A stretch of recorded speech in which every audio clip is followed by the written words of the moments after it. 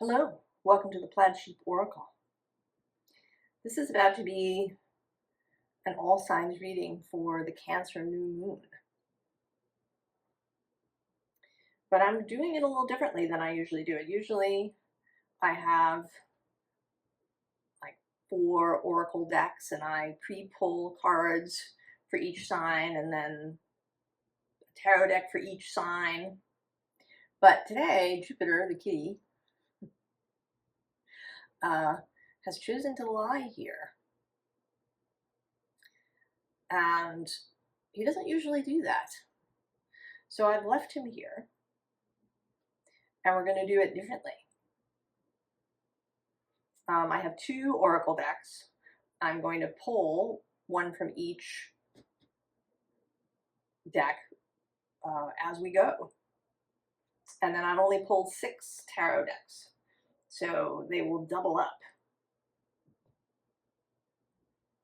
And I feel like this is kind of part of this move for me more into my Pisces North Node. I did a North Node reading. It's up if you want to go look at it.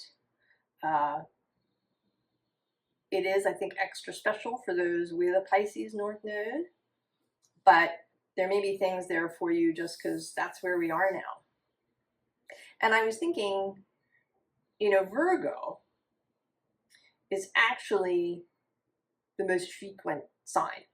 I mean, it's not like Virgos make up, you know, some giant percentage, but they make up more than a 12th of the population.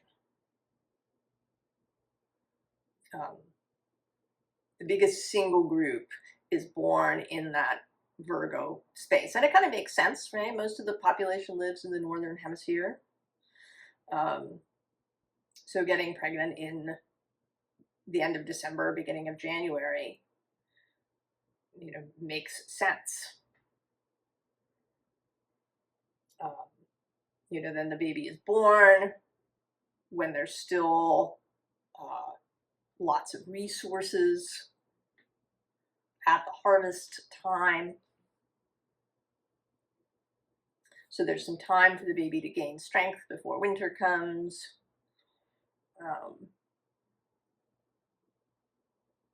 In fact, I think that the most popular birthday in the recorded world is September 9th. So I think it makes sense that the sort of Virgo energy has a large influence in society. But now we are being asked, right, to think possibly more in this Piscean way. And that it's preparing us, each passage of the North Node prepares you for the next one.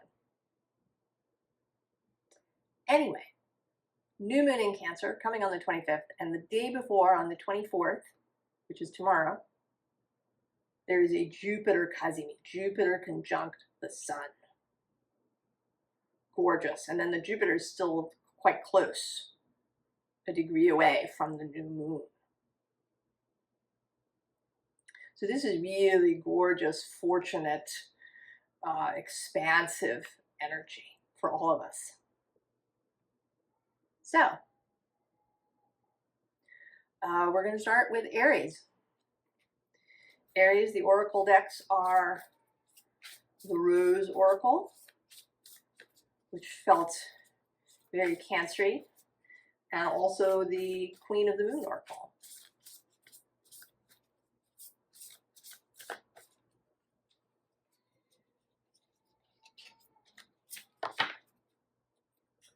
Well, very appropriately. Oh, where are we? It's a little sunny here today. The Wild Rose.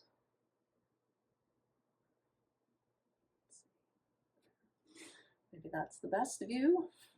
It says, do it your way. Embrace your uniqueness. Untamed. Very Aries.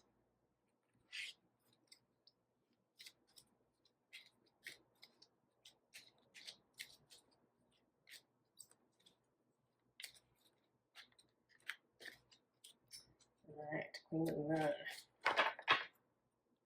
Oh, beauty.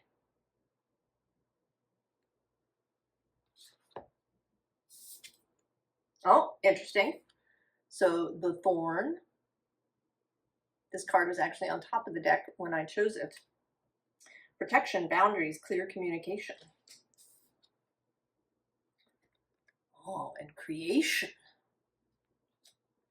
Beaver Moon. This, I think, is actually the January moon. The beginning. So, Aries. I mean, what this seems like is that you're creating something. And I think you want to do two things. I think you kind of want to keep it to yourself. Or to be mindful about who you share the creation process with, right? You don't want anybody who's going to rain on your parade.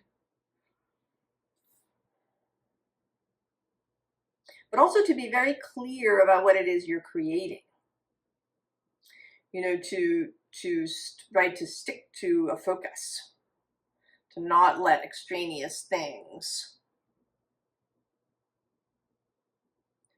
be in there, to not be distracted by shiny objects that might be over here. So to have, you know, some good boundaries around what you're creating. And it makes sense, you know, Jupiter does have this gorgeousness, but he can, right, he embiggens everything he touches. So if you've got a lot of distraction, you might get more distraction. This moon is also squaring Aries. It's a natural square, Cancer to Aries.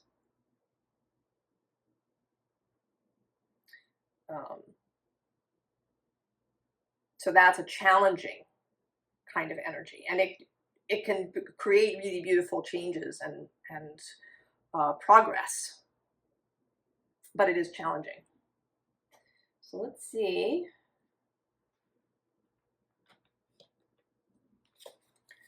We have the journey of the sacred bee.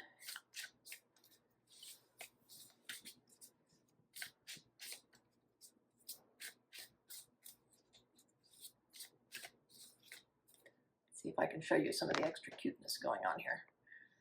There we go.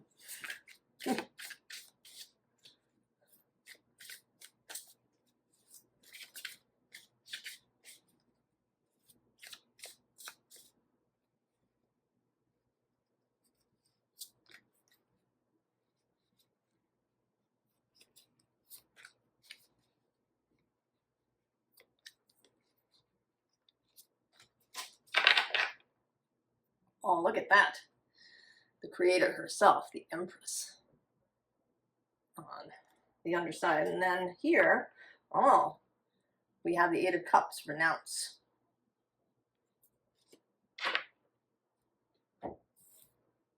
So that may be part of these boundaries too, that you're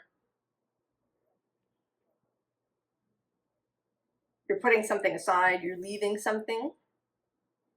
Well, let's see if this is clear. Oh, well, there's the Chariot, Cancer's card, moving forward, and moving forward in balance. Oh, seduction. Six of Swords, earn success. Oh, and there it is. The Ace of Pentacles, the root of the powers of earth. So, Aries, indeed. Mindfulness about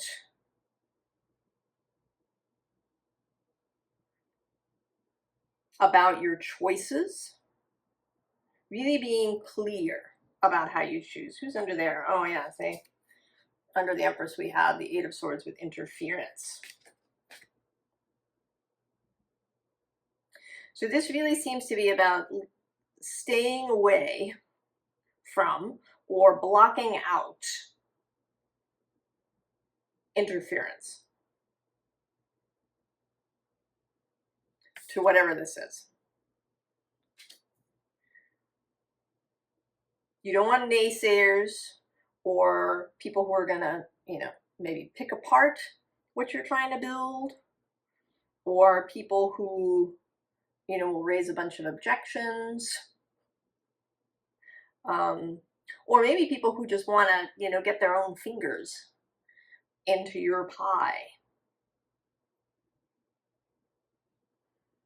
All right, this is about you keeping your signal clear, making very deliberate choices in this thing that you are creating. This isn't about anybody else's vision. I don't see any sense really. I mean, this wild rose has these 3 people in it. So it's possible that, although right below that is the anointed, I'm seeing now. So this feels like even if there's some collaborative aspect, maybe you have a business and you have employees that will be part of this process, you are in charge.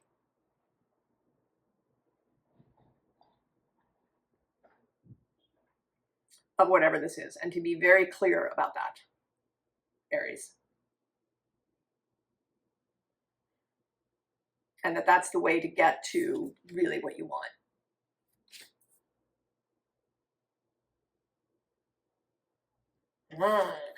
Aries.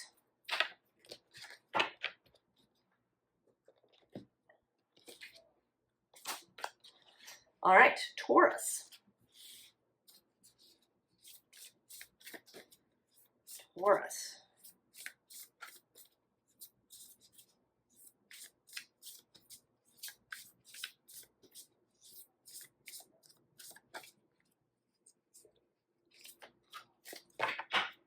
What do we have? Oh, it's interesting. Brothers of the Rose. Find a place where we can see it.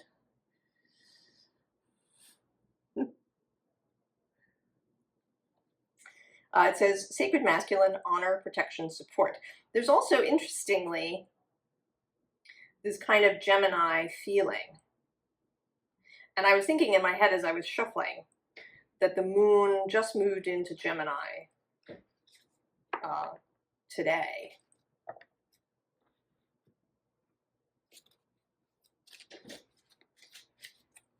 Early this morning here.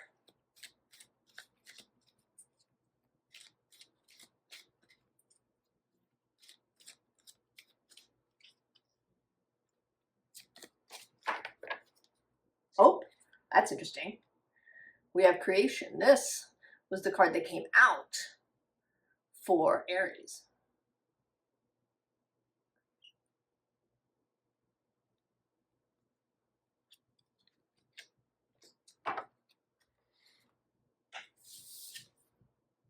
Oh, very Taurus. Plant yourself here.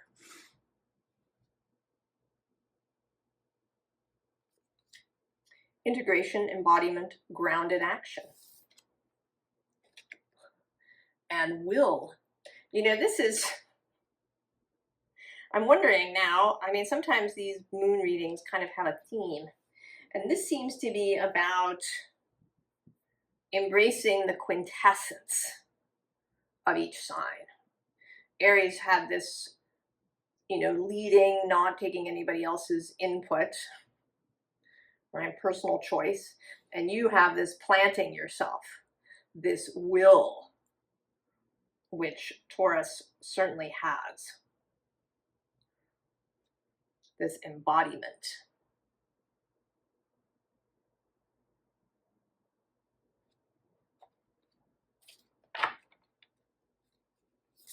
Ooh. So if you didn't go to the introduction, I am doing this differently than I normally do it because, as you can see, Jupiter has taken up station on the desk, and this inspired me to proceed differently.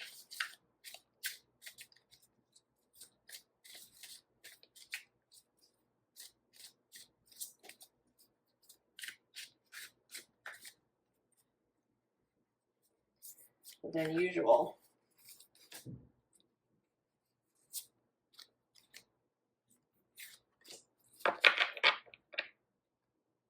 Oh, Six of Roots. Hospitality. Hospitality. Oh, on the underside is the Chariot coming out for a second time. I wonder if it'll show up everywhere. Cancer's card, this card of movement. The Seven of Roots. Certainly progress here, very much satisfaction about the progress that has been made, right? He's got all these gold records on the wall.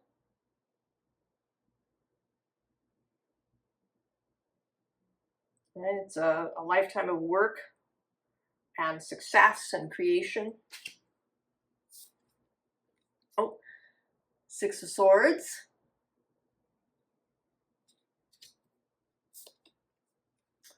Oh, and there you are, the King of Roots. And then the Eight of Roots. Oh.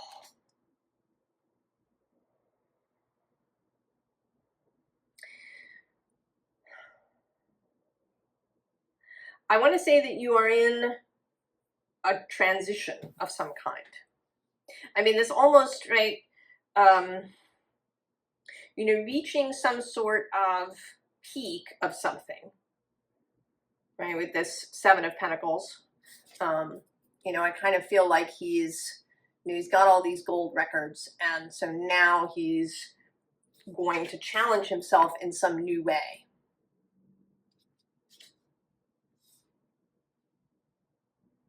He's going to take a new road.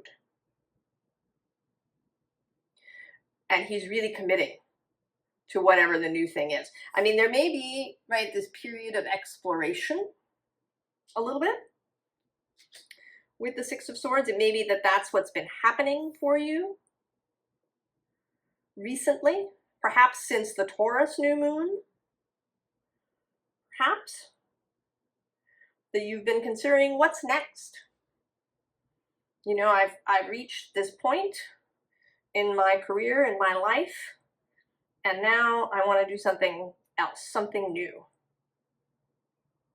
But I think that it's not, I want to say that it's not completely out of left field. That it's something related in some way. You know, maybe if you were a musician, you become a record producer. Or if you've been writing prose novels, you turn to poetry. There's some connection, because we do go from the Seven of Pentacles and then we move to the Eight. So there is a sense of starting new, of breaking through a new wall, but it's not completely out of left field. And I think right under this Six of is this Four, right? So I think you've been Four of Cups. I think you've been feeling a little, right? You're finished. You're a little bored.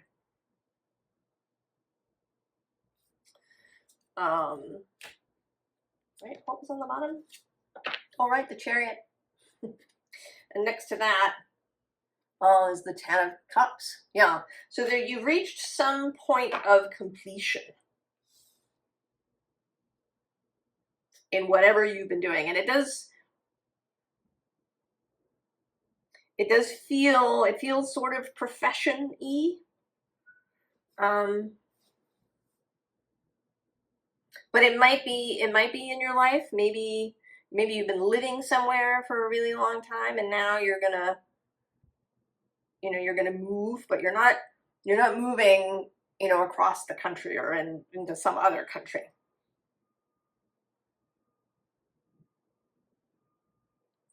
You know, I kind of see somebody who's, you know, maybe been renovating a house or restoring or something, and you've reached it, it's finished, and it's beautiful. And maybe you've even had the ability to really sit in it and enjoy it. You know, perhaps to welcome other people into this thing. But then you're ready to move on.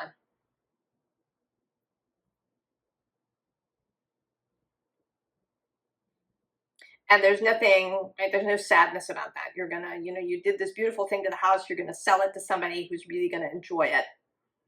And you will buy a new fixer-upper. You know, or maybe instead of the house needing work, it's the garden that needs work in the next place that you move. Or maybe it is that you finished your house and now you're stepping out to do the garden. But there's a, right, there's a real sense of, right, of getting into it with enthusiasm. Taurus. Oh, let's see, these are going to be interesting readings. Gemini. So Gemini, I'm doing this differently than I have in the past because Jupiter came and laid on my space. You can see him there. So I was inspired to do something a little different. It's very rare that he comes and lies on the table like this. Feels like a sign.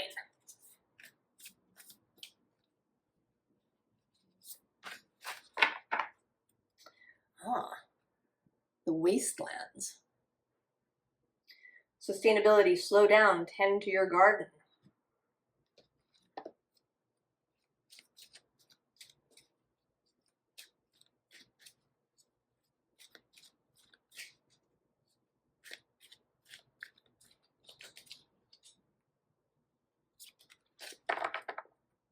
Oh,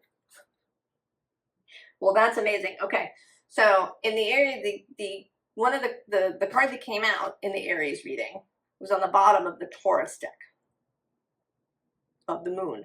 Now the card that came out in the Taurus reading is at the bottom of yours. We're going to see if this continues as a trend. Will.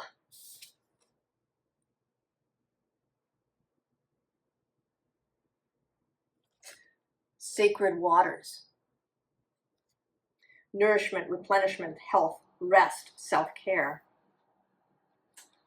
Oh, and hunger. With the wolf moon, Gemini. Oh.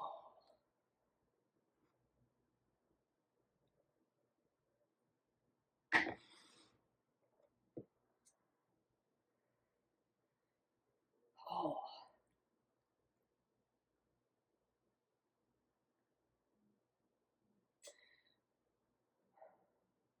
Now you have certainly been, you've been doing things, Gemini. You have been evolving, really choosing something, getting your commitment on. And now this feels like perhaps a moment of rest. To rest on your laurels, to sit, to relax, to nourish yourself.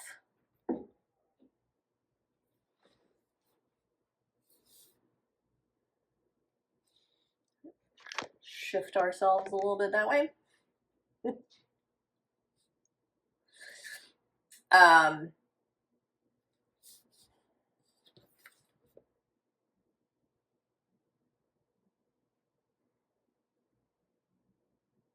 I'm also feeling, I don't know, there's this face. I think there's also something about receiving new guidance.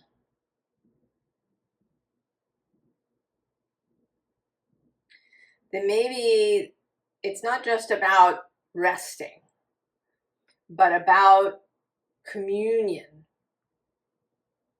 with some aspect of source, some guide that you have, right? Entering these sacred waters.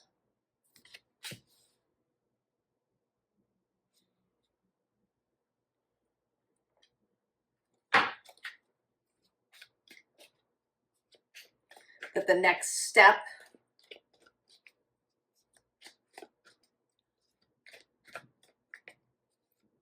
needs to be made clear, that there's further revelation, further information.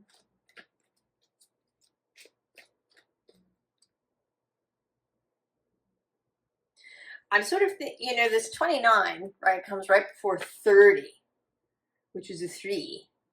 And you are the third sign, starting from Aries.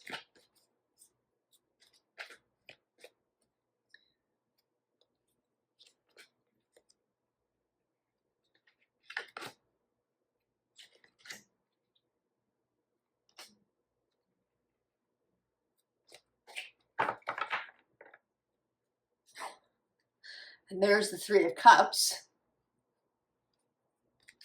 who's on the underside. The Lovers, there you are. This is your major arcana card. And I think you're the goat, right? You're going to go up into this tree. You're going to take some time. You're going to seek a little guidance. Queen of Swords, yeah, you're looking. Maybe it's about divination, about seership. Page of Wands, waiting for the next instruction. 9 of Pentacles, and you can really enjoy it. Right? This 3 of Cups is celebratory. You're gonna celebrate your laurels. 10 of Wands, right? That there's a rest that can be had, and of course the Hanged Man. Naturally. So set down, right? Set down the load. Enjoy yourself, rest, but be open to the guidance that's going to come. I think this isn't so much about a real seeking kind of energy, but where you go to this pool and you sit in the water and you lean back and you dream.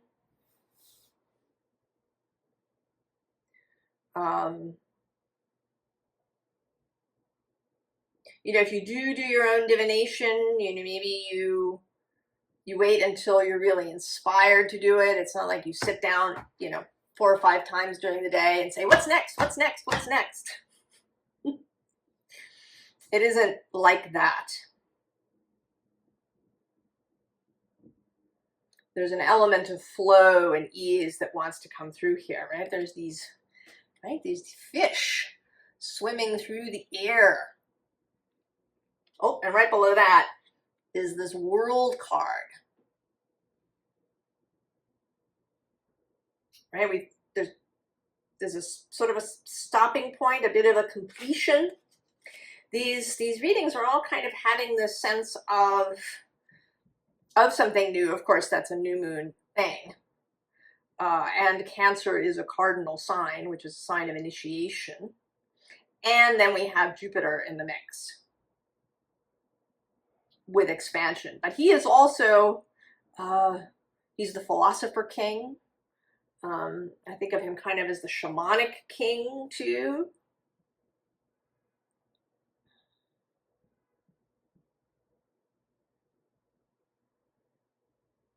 That he, he's open to flow. He's an exalted guest in Cancer's house.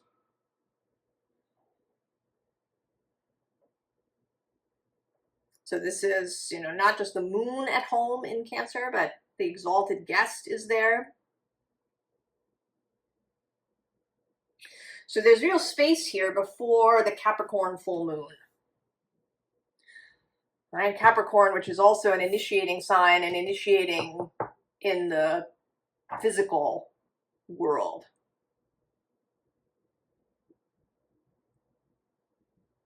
So perhaps the next 2 weeks are the time for this dreaming.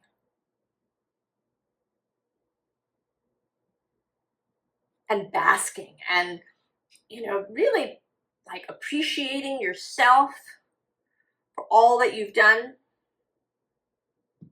and appreciating others, just as energy of appreciation. It's all so good. And it's gonna continue that way, and it's gonna be wonderful and unfold in the most beautiful, magical way possible. Oh, Gemini.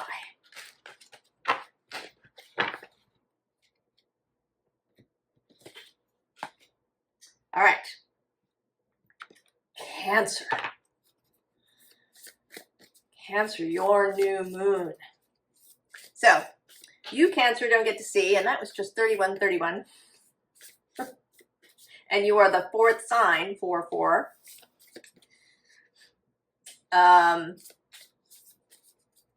Jupiter the cat was lying on the table here for a while, and it caused me to change how I normally do these readings, and I'm enjoying it. So I've got 2 oracle decks. I'm pulling them right here, and then there will be some tarot.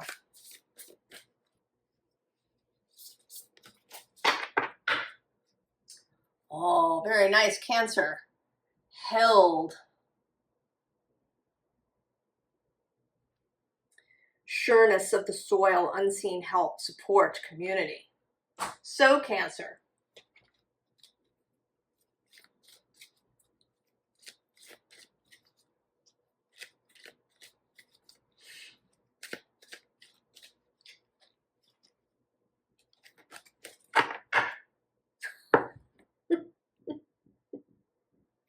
Okay.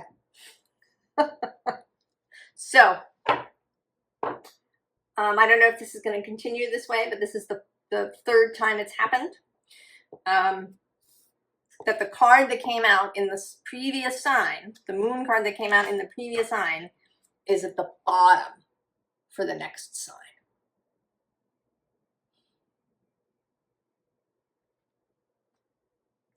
The Hunger Wolf Moon. Oh, with surrender on the underside.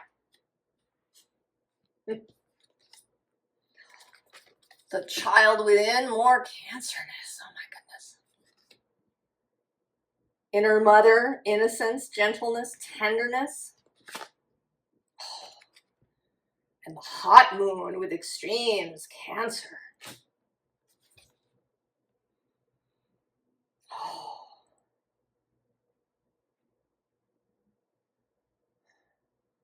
Well, you know, here, where I'm living, it is going to be quite hot on the day of the new moon. But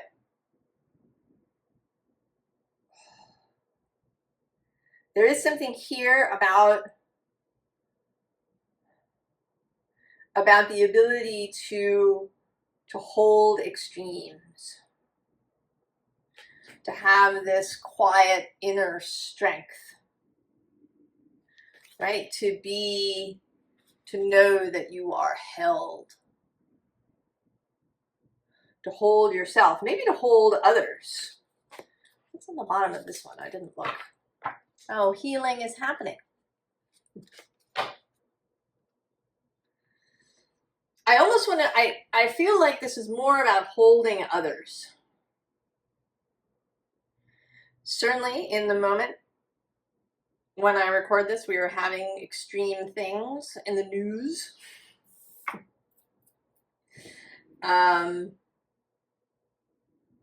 Jupiter is also a planet of extremes. He expands whatever he touches. And I think this is about you being able to hold others in these extreme moments.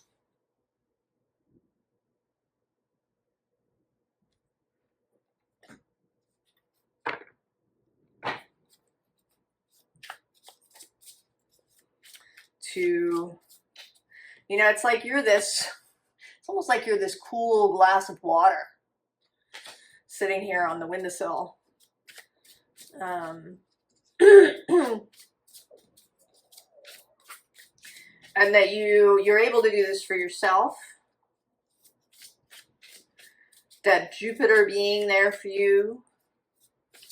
He's an exalted guest in your space. He can absolutely hold all of this.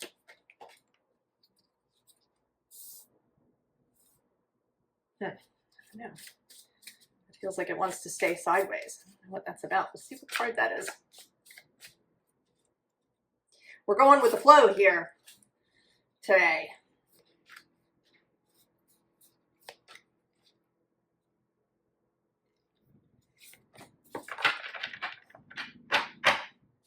Huh? The Empress. This card came out for Aries as well, in the same spot. And you are square one another. Oh, but there's oppression on the bottom. So yes. Renounce. The Wheel. Eight of Discs. Mastery.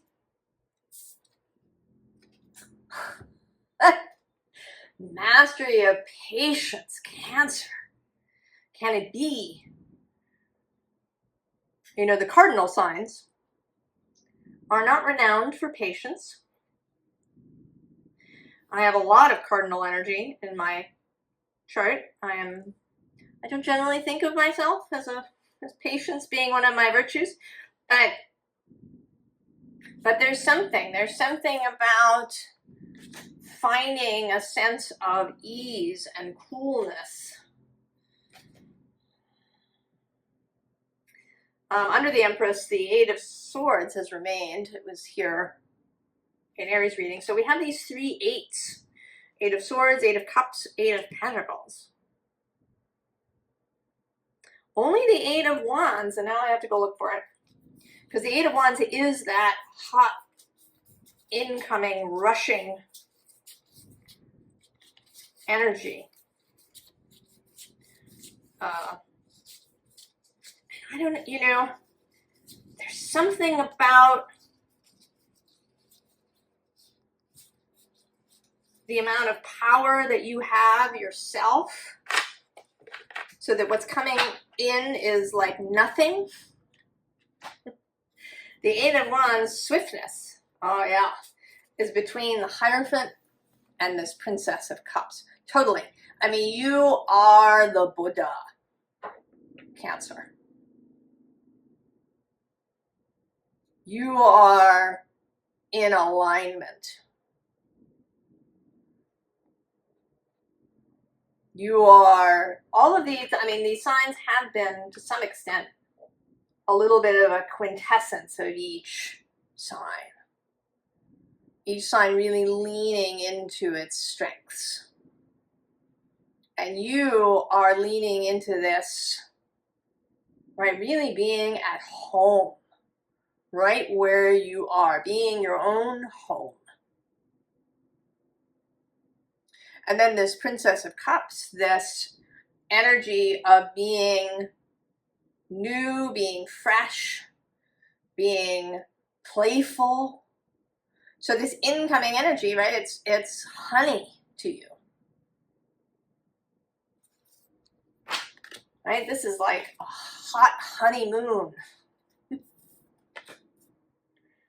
Cancer. Oh, and I see on the other side of the Hierophant is both the Tower and Judgment. Who's on the other side of the Princess? Oh, the Fool and Pleasure. Six of Cups. Moon in Scorpio. or I'm sorry, Sun in Scorpio. Pleasure. What is this? Oh, that's interesting. It's the Two of Wands, Dominion, on its side.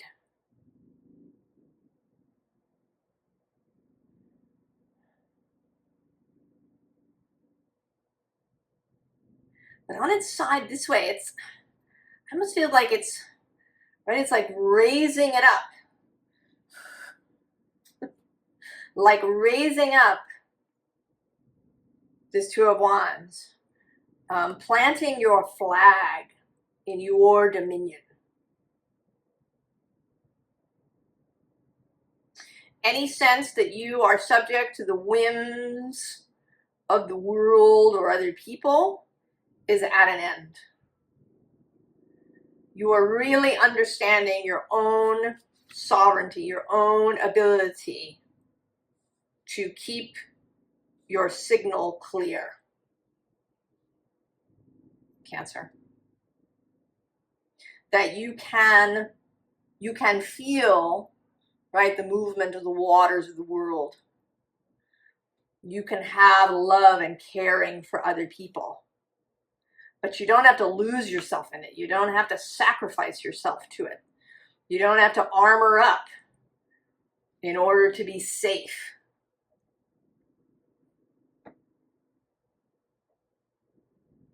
You are all of that. You have all of that. It is intrinsic to you. Cancer.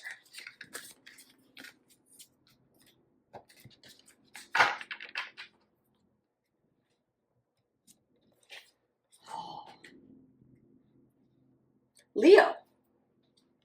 So Leo, we're doing this differently because when I started the reading, Jupiter the cat had lain across the table here.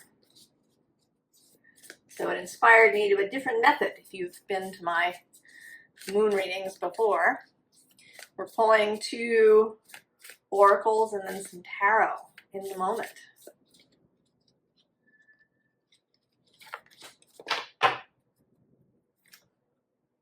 The thorn. This came out in Aries reading. But on the bottom is the bloom. One of each.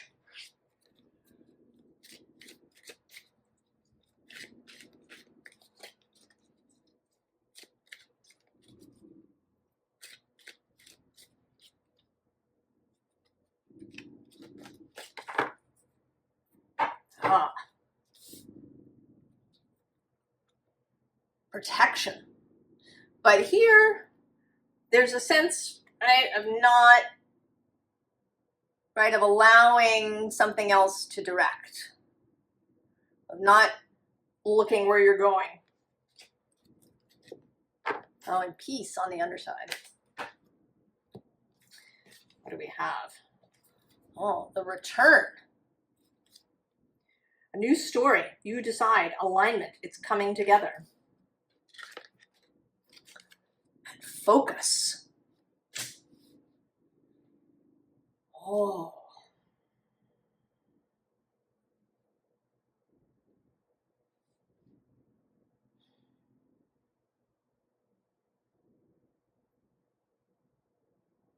This definitely has a feeling of you being separated from the world and from its influence. Right? We have this thorn with boundaries. We have this protection card where you are not paying attention. You're letting somebody else steer the ship.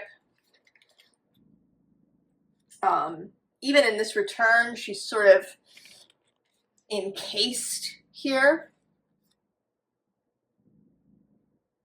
She's engrossed in the rose.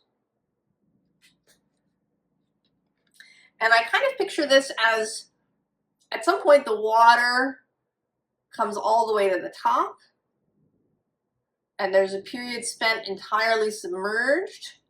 And then the water begins to recede. And when it drains completely, your eyes will open.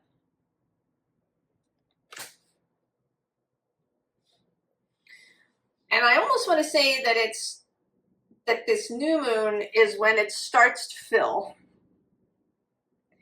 And then the Capricorn full moon will be when it starts to empty. And this kind of makes sense because the next new moon after the Capricorn full moon is the Leo new moon.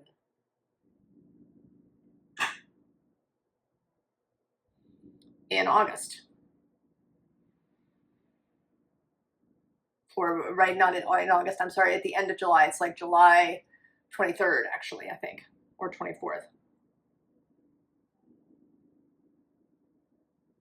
So that there's a month of this focus. And there has been a theme a little bit through the readings of tuning stuff out, or, you know, knowing that what's happening outside of you cannot affect you unless you allow it to do so. That your core is secure.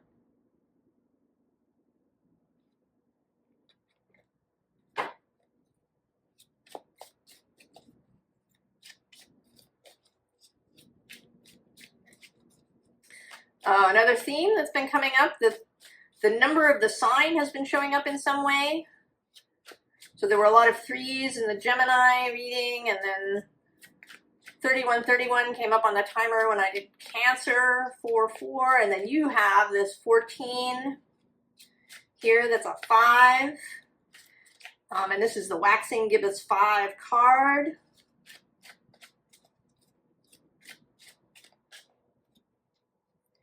So there have been other synchronous lined up things in this reading. Messages to me and to you.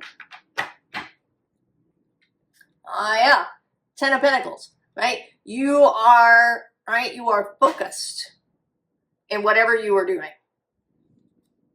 You have your, these shades on. And then we have this 9 of Wands. There's a process that's about to happen. In this deck, the 10 of Wands has the Phoenix rising out of the flame. So something is cooking. Something is cooking, Leo. King of Pentacles. Ace of Pentacles. Judgment. And then the 8, interestingly.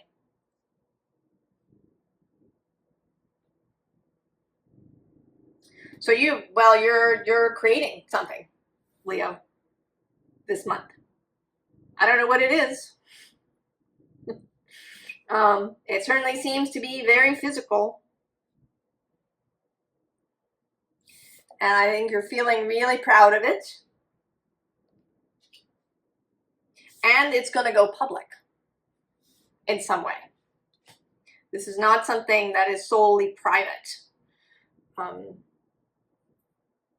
Maybe it's a business, maybe it's a new project, maybe it's an artwork. Maybe you get pregnant.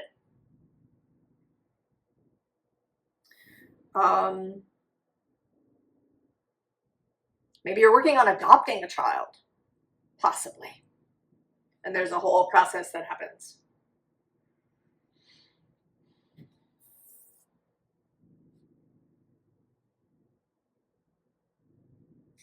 But that's not the end of it.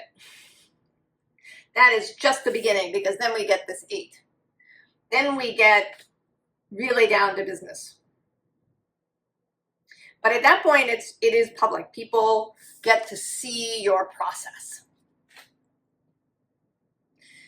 Initially, the process is private. You are not taking other people's input. You are deeply focused. You are submerged.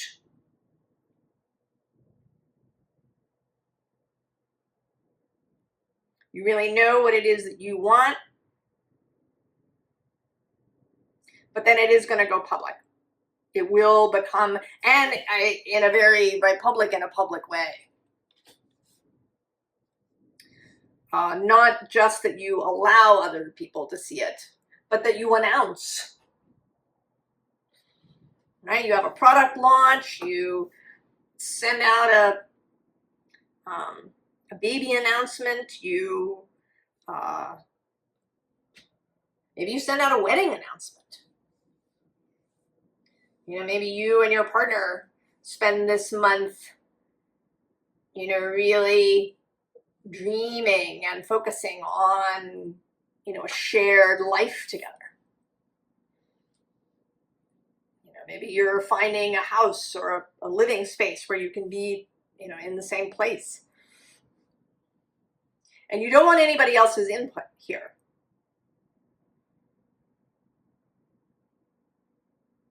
It's your initiation. Your Ace of Pentacles. Oh. Leo. So much initiatory energy, even more than usual at the new moon. Jupiter there. Virgo. Virgo, if you did not watch the intro, we are here in this different way because Jupiter the cat was lying across my table here. And that led me to this new way of doing this.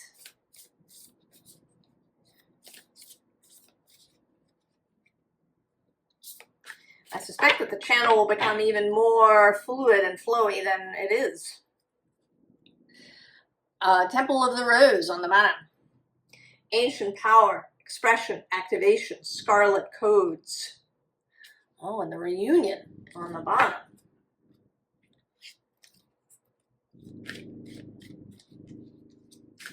There's been a lot of synchronicities, threads running from one sign into another. There's a thread of certainly of initiation, even extra.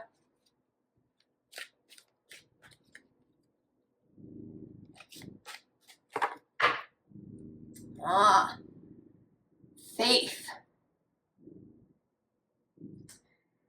Worm moon.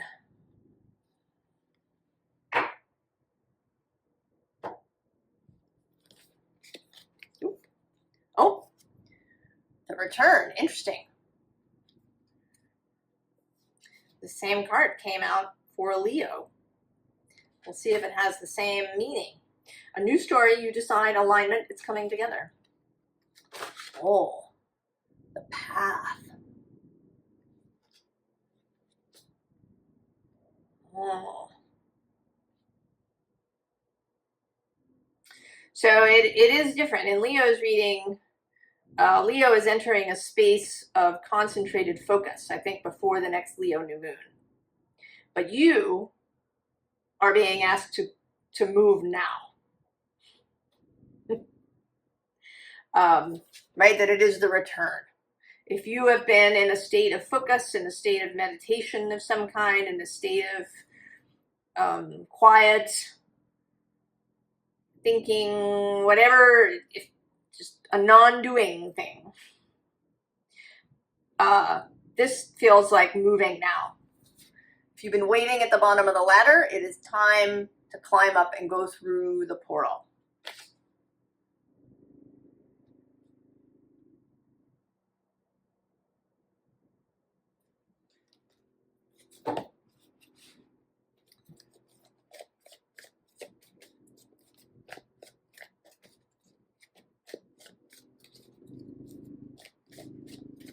Time to go. That card of the path is number 8. That is a number of power.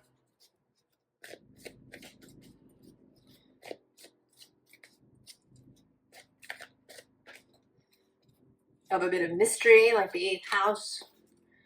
Maybe things that have seemed, you know, perhaps something has seemed really out of reach before.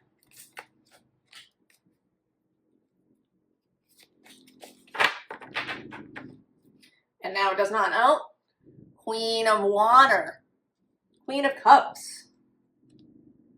And the 9 of water, the wish fulfillment. Virgo on the bottom of the deck. Who's under the Queen? Oh, look at that, the Ace of Earth. And the Sun. And if that's not enough, the Ace of Air. And the 9 of Earth. And the 8 of Fire. And I'm going to go 2 more. The 4 of Earth with this gift. And the Magician. Oh, I have to go 1 more after that. The Fool. So do we have the King of Fire, the 4 of Air, oh, there it is, the Chariot, its 3rd appearance, the King of Air, and the 5 of Fire. So there's this whole energy of like waiting, right? Being submerged. This King of Fire waiting for inspiration. This 4 there, kind of thinking. This Chariot that's waiting for the signal to go. And then there's this King of Air. And he feels the most kind of knowing. That he has seen this whole underside that I just showed you. That has 2 aces, the Sun, this 8 of Fire, this gift, this Magician, this Fool. Also this Messenger of Air. Oh, look, and there's the Queen of Air and the Queen of Earth and Strength. Oh, and a 3rd ace, the Ace of Water and the Empress and the 6 of Fire. And then there's this Hermit door and the Emperor. Oh my God, and Transformation. So there's all of this. It's all of this. 5, 6, 7, 8, 9, 10, 11, 12, 13, 14, 15, 16, 17, 18, 19 cards under there.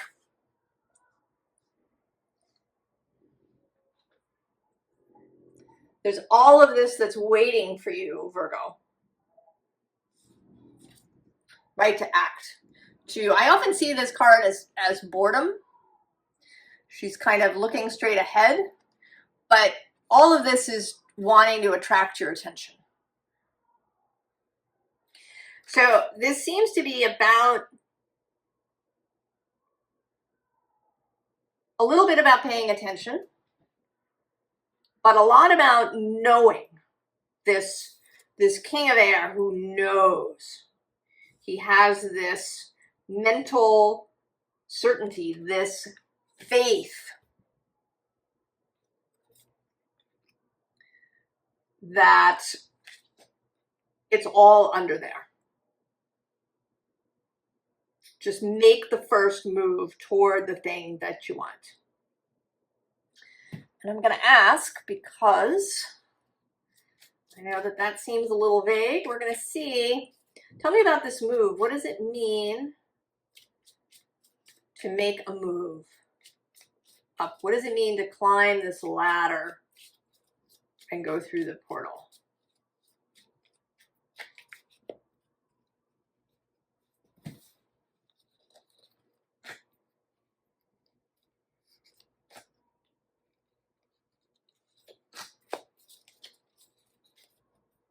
So the bottom, 3 of Cups. This feels a lot like faith, right? These 3 women looking up at the sky. Oh yeah, see the 10 of Cups. At the bottom also, right? Looking out. Oh, and there's the moon right underneath. Oh, Look at that, the Magician, the Eight of Wands, and the Ten of Pentacles. So I think that if this resonates with you, if this seems right, then you know what this is. There's something that you want or have been thinking about, and I think that, you know, that maybe you thought you couldn't have it.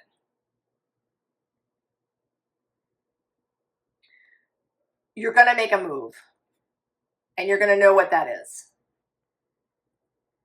You know, I don't know if it's making a phone call or sending your resume or asking somebody out.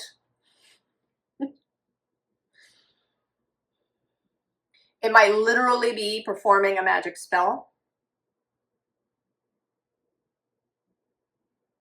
You know, quite literally setting, you know, however you do that sort of manifesting thing. If you know Lynn McTaggart, she has this method where you come up with a statement of intention and you repeat it 3 times, and then you sort of hold it in your heart, and then you picture it when it's complete. So if it's somebody saying yes when you ask them out, that's what you picture. Right? If it's you, if it's you getting a job, then you picture yourself there in the job. So that's a thing. Right? Whatever that method is for you, that you really have, that you have the certainty, the faith, the knowing that it is absolutely happening. Virgo, it's right under there. Take the leap of faith beyond logic.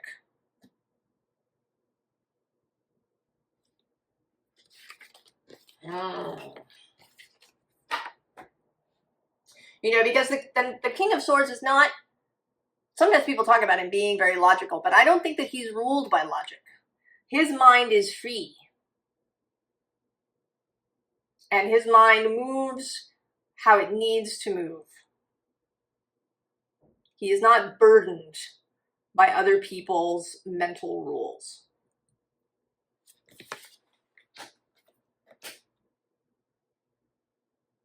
Virgo. All right, Libra. So Libra, if you didn't watch the intro, we began with Jupiter the kitty lying across the table. So I altered my usual method, if you've been here before, for the moon readings. And I'm really enjoying it so far. It's been very cool. Lots of synchronicities and threads running through.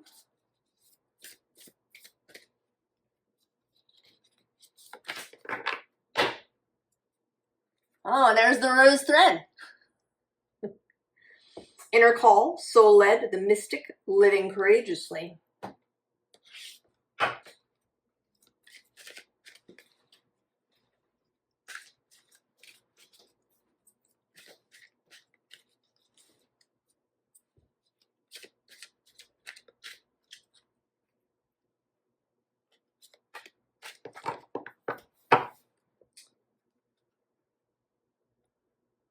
Wisdom.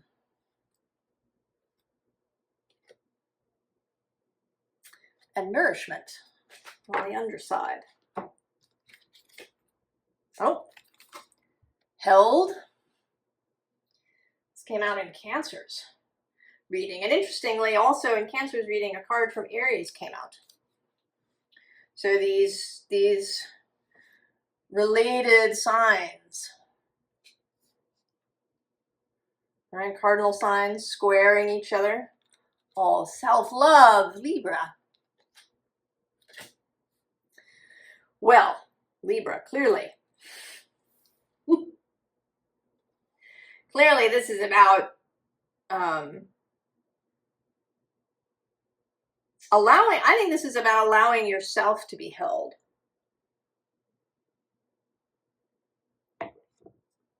Cancer was actually about holding others, being able to hold the extremes for others. And you seem to be about really letting others hold you. It seems like this would be natural for Libra, but I think that as all the signs are sort of distorted in our society, I think that Libra can withhold. That Libra can put on a front to create harmony, even if Libra doesn't feel it themselves. Right, Libra may be diplomatic. Libra may be wanting to manage things on their own. And this, I think, is about allowing yourself to be held by somebody else, to really sink into that, to allow somebody else maybe to like really steer the ship for a while at least, and maybe for good. I don't know.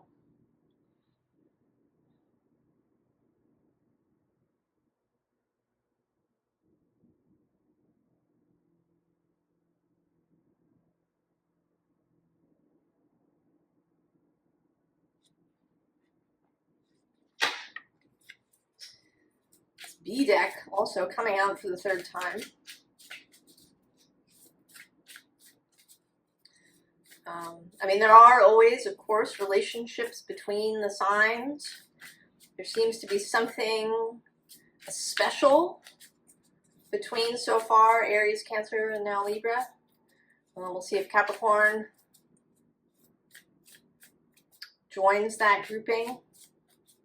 Certainly there's this cross happening. This new moon is square the Saturn-Neptune conjunction.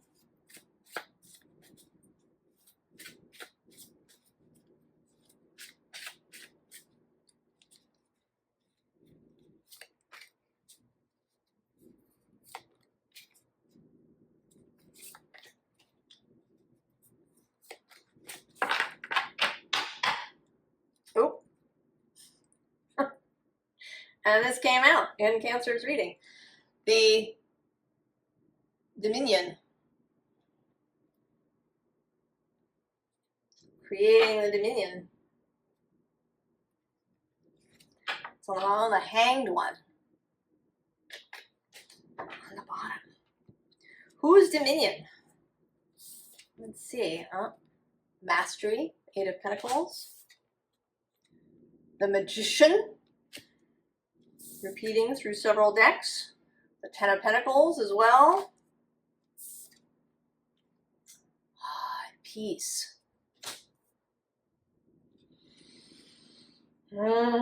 Libra.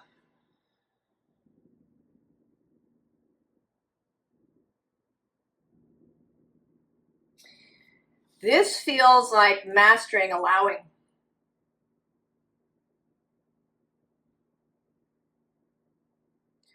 A mastery of allowing.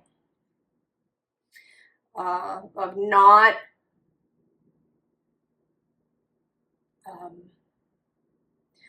needing to control every aspect of the outcome.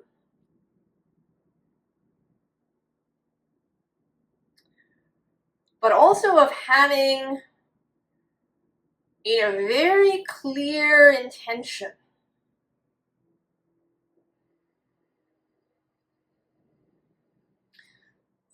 This is feeling now like a very clear intention. And that maybe you are being held not so much by another person, but by your own soul.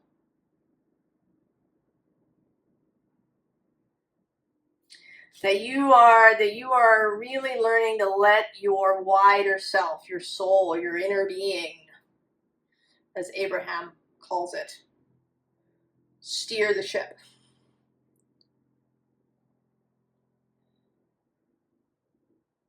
That you are really mastering the ability to follow your intuition, to be the magician, but in a really kind of flowing way.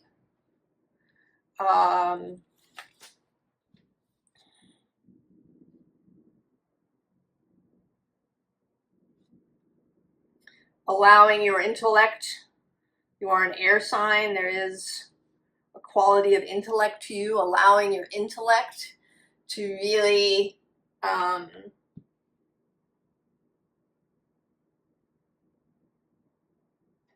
to be at ease, to be more free.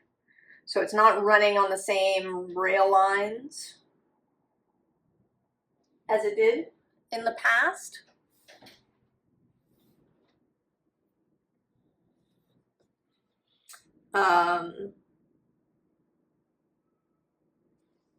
There's something about these flowers just opening. So you don't have to go and pick them. You don't have to stare at them. You don't have to work. The flowers just open. There is peace.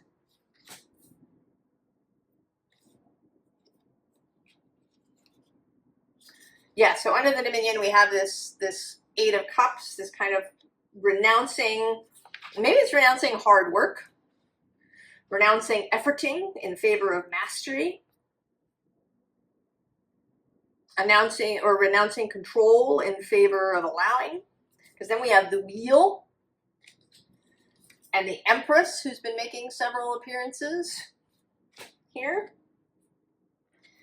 What did we say? We had the Hanged Man on the bottom, right? This new way of seeing. Oh, there you are, Justice. And one more, we'll have a look. Oh, the Ten of Cups. To go with the Ten of Pentacles. Oh, and there you are again, the Queen of Swords.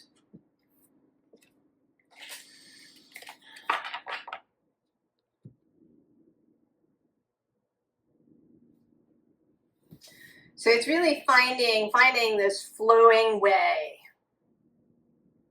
to move through your life, where you are held by your own soul.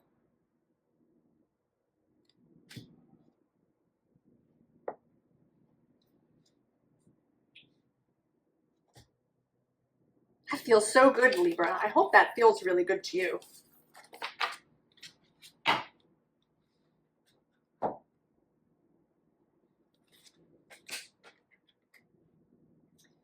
All right, Scorpio. So Scorpio, we're doing things differently. Jupiter the cat was lying across the table for a while at the beginning. And I'm really enjoying this new way of doing. There's been synchronicities and interesting repeats of cards showing up, but in different ways, and connections between signs.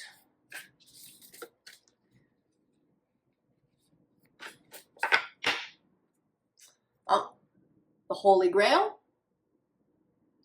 Stop the endless searching. Inner quest. I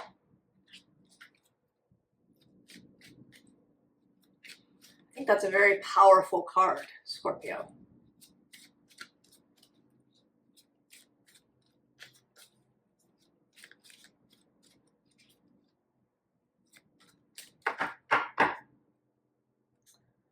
Attraction.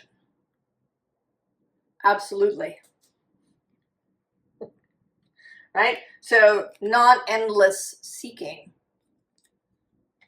Attracting. Nope. Whispers of Mother Earth.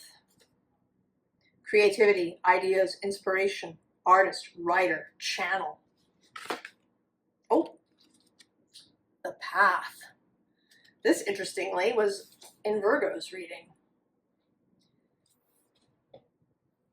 I suspect, though it's different for you, Virgo was asked to go up the ladder.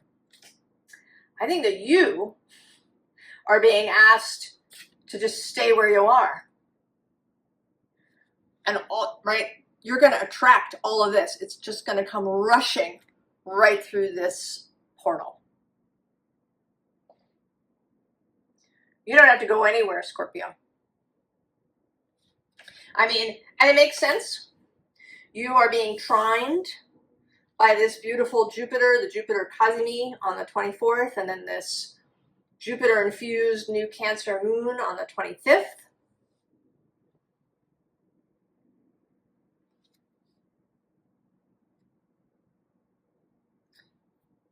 It's just gonna flow like water through a faucet.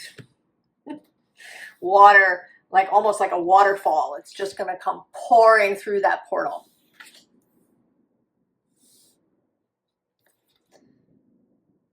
You know, she seems like she's standing under this waterfall, and that it's kind of a waterfall of energy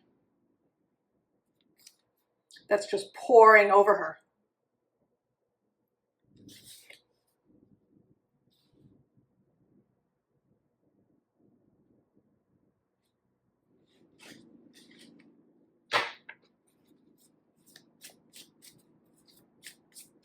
That's pretty cool, Scorpio.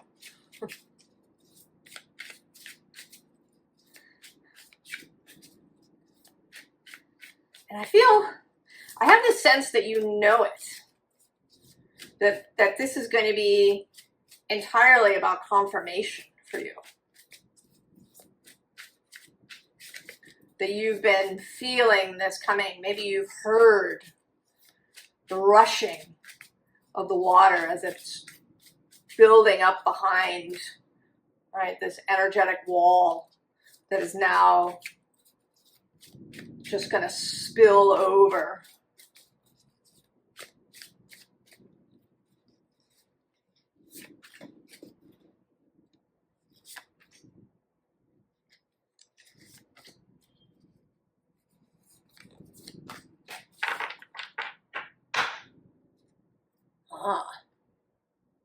Two of axes, two of swords,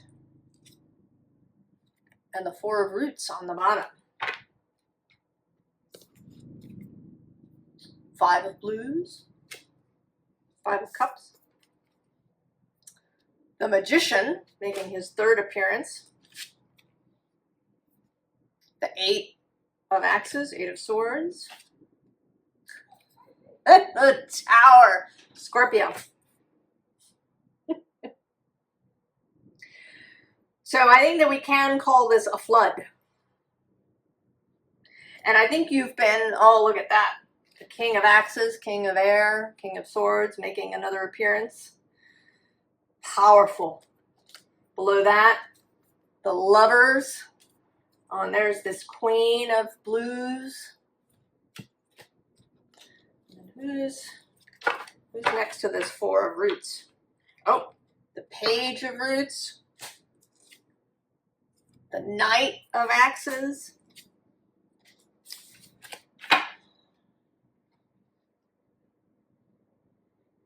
So I think that you've been playing blind.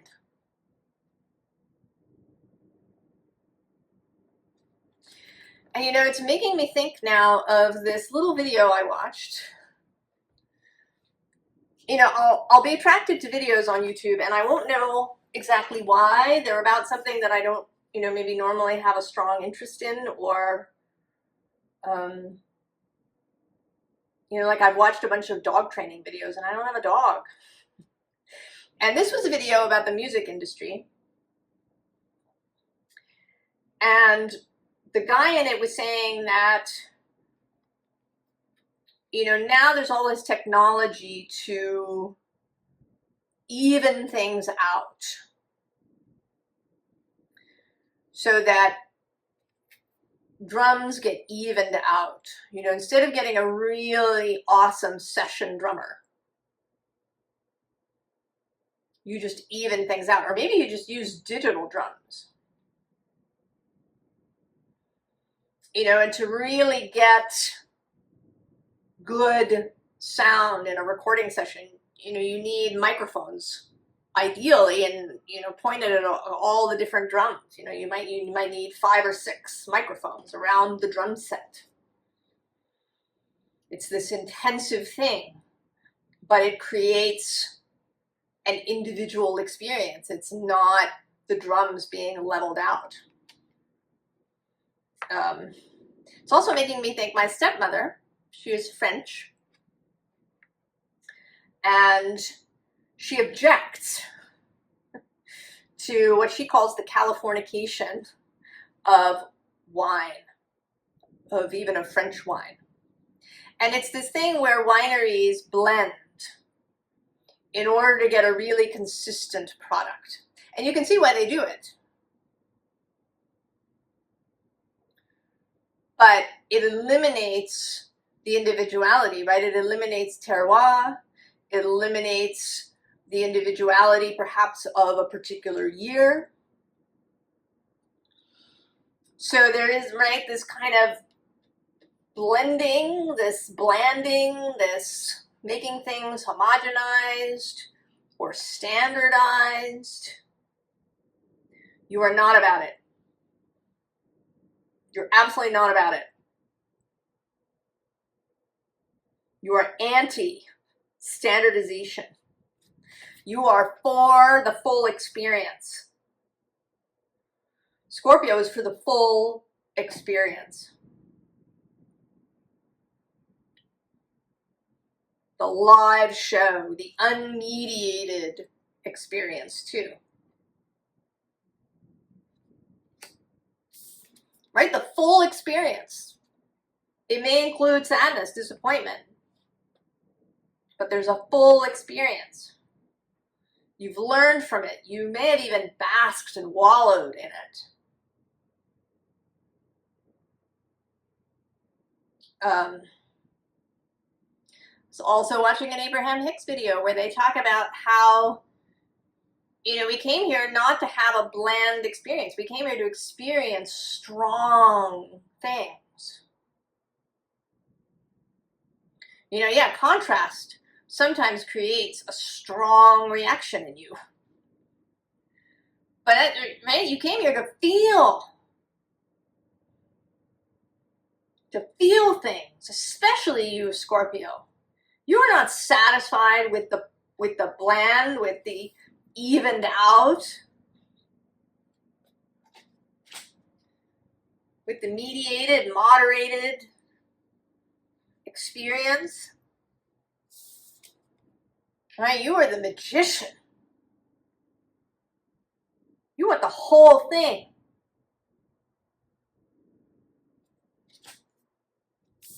Right? You want to experience all of it. And you don't want it, and I feel like you also don't, you know, some of the experience you want without having to control every minute. This feels like, you know, two sides of a coin. One, the magician, where you really pick and choose and manifest. And then one where you just allow. And that you can do both of these things. And that what you're doing now is allowing this torrent of energy to just spill out of that portal all over you. Right? The Tower.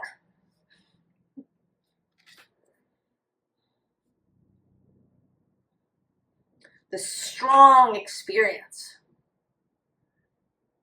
Right? That you are attracting. And I don't believe that this is some horrible thing. I mean, there's a fire going on in this building, but I think this is an amazing experience. Also thinking about it, Martha Beck, in one of her books, she talks about going to see gorillas in the jungle, and on the way there, they pass through this like field that's made of something like nettles. And, you know, so her legs were on fire. And it was this really intense experience. But it wasn't bad. It didn't leave her broken. It wasn't burning everything down, but it was this intense, amazing experience. That, you know, and then there were gorillas at the end. I kind of wanting to ask what happens after the Tower. I don't know if anybody's going to tell. I don't know if they'll tell me. Scorpio.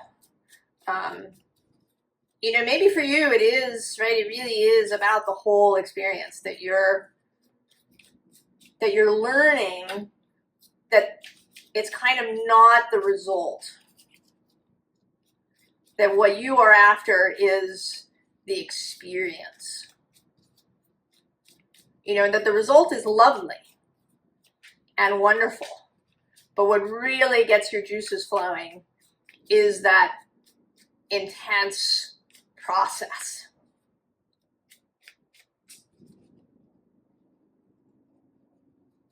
Well, let's see if we can know.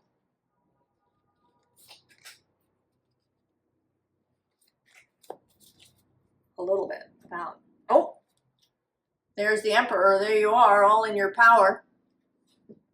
Who's on the bottom? Page of Swords, new ideas. Oh, the Nine of Wands, that is the intense experience all the way to the end. The Moon, the immersion. Oh, look at that.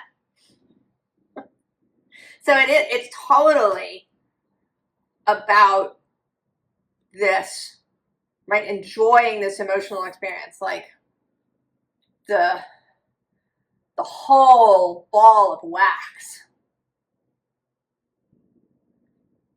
Just, you know, and really understanding that. Like the Hierophant really understands. You know, they had the grief, they had the joy, they had the, right, all of it is so good.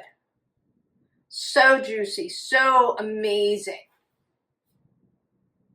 Being human here now. Scorpio. Oh yeah, and there's the King of Swords under the Emperor making his third appearance. Knowing your own mind, also knowing that you're not restricted. Your intellect, how your mind works, is not restricted by what you've had up until this point. What anybody else does is possible. You can choose.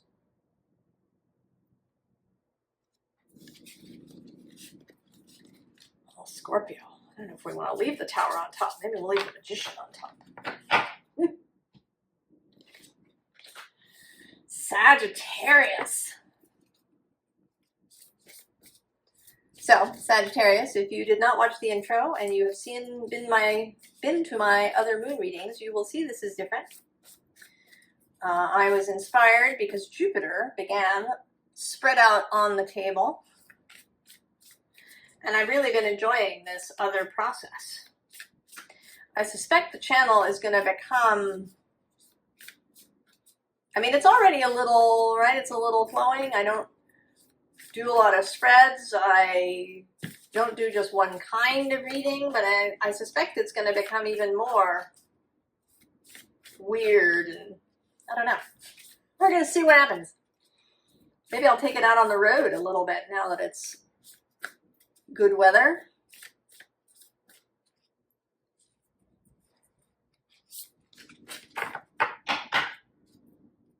Ah, the sacred waters. We saw this for Gemini across the way from you. There's been a lot of this connections between signs. Breathing Rose on the bottom.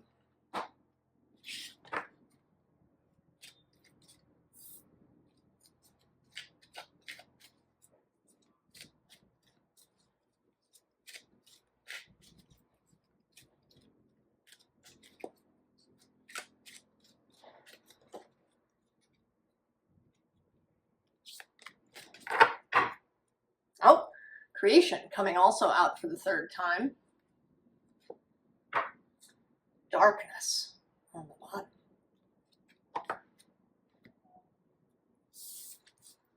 Oh, the Child Within.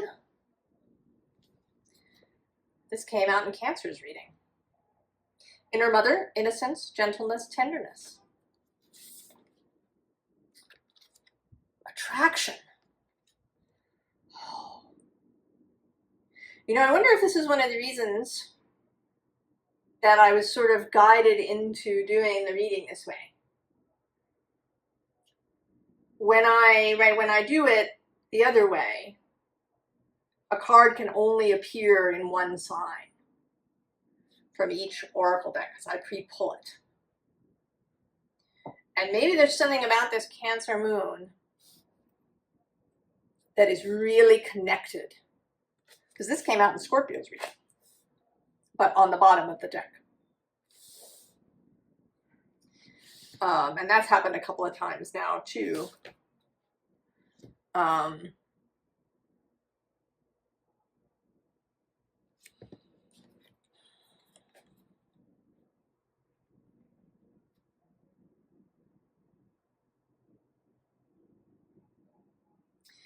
Well, this is something being born, Sagittarius. I sort of see this as pregnancy, right? The child within. And then this is you waiting for the birth. And that you are seeing this birth, even though you are birthing whatever it is, you are seeing it as attracting what you want. That you understand that even though you are creating something, that you are also attracting it, that it's a yes and thing. Jupiter is your planet. Now in Cancer, he's about to join with the sun tomorrow, the 24th, and then the new moon is on the 25th. Conjunct Jupiter. This creation, this birth.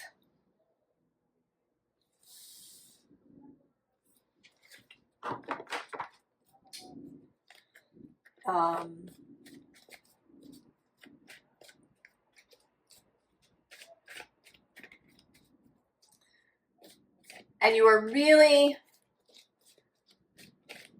seeing this yes and thing. Knowing that while you have a strong influence, right, whatever it was your idea, your inspiration, but that even that, right, even that is a kind of co-creative thing with your soul, with Source itself. There's this, I don't know, there's this sense of realities bleeding into each other, like watercolor.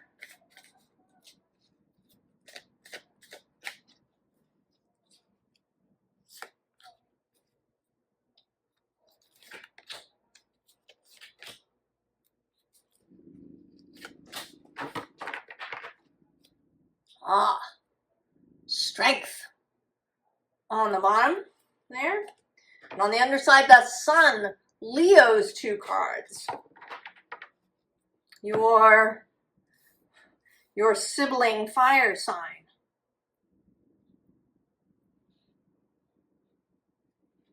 Oh. So there you are, right? This always seems to be like there's been some sound, like a doorbell ringing.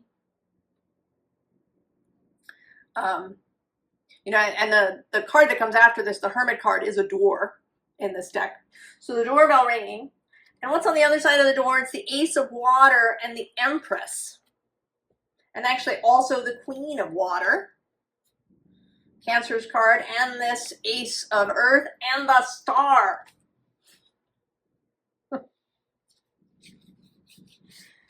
Oh, Sagittarius. What did we say was on the bottom? All right, the sun. Oh, and the 8 of Water, waiting for the ship to come in. 7 of Air. And there it is, the Hermit card, the door. The 9 of Fire. And the 9 of Water. That's also 3 9s. Showing up in a row. That's a completion point right before the 10, which flips over into the 1.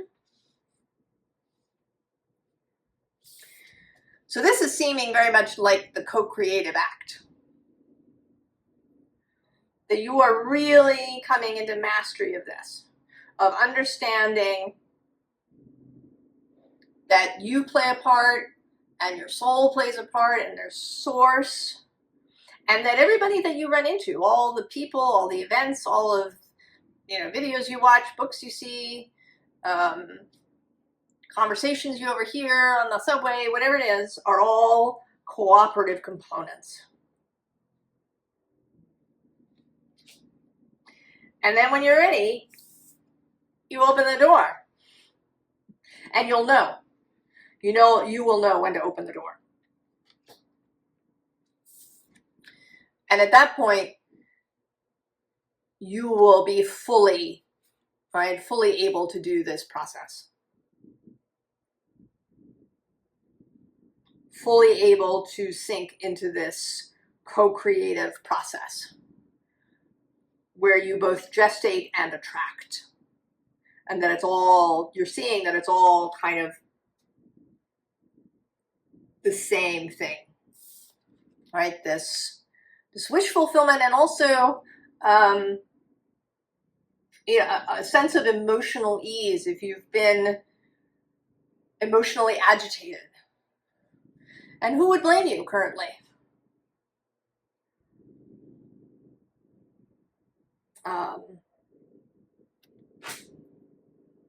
There's also a sense here of 8-9, right? Because there's 44, which is an 8. And this 8-9 and 7-8-9. In fact, this process. Sagittarius. You will know when to go through the door. When it's ready. The birth will happen when it is ready, and you will know.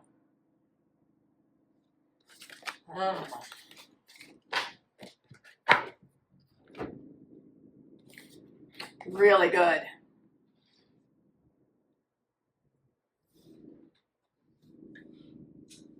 Capricorn. I'm interested to see Capricorn. I'm doing this differently, as you see, than usual, and it's been very interesting. Cards repeating themselves, signs connected to each other, synchronicities, numerology things.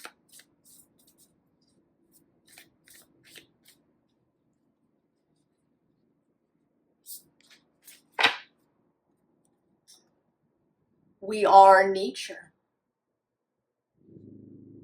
Becoming grounded, embodiment, living in connection. What's underneath? Oh, the sacred waters. This has shown up several times in various ways. Not surprising. Cancer new moon conjunct Jupiter. So there's been a definite connection between Aries, Cancer, and Libra, and we're going to see if something shows up here with you, Capricorn.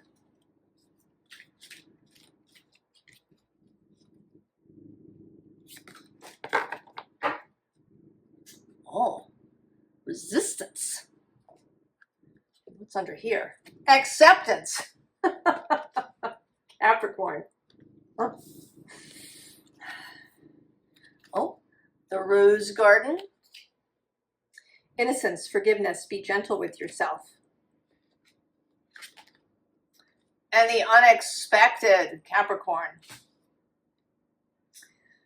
Well, this certainly feels like you releasing this. And right below this is change. And then action.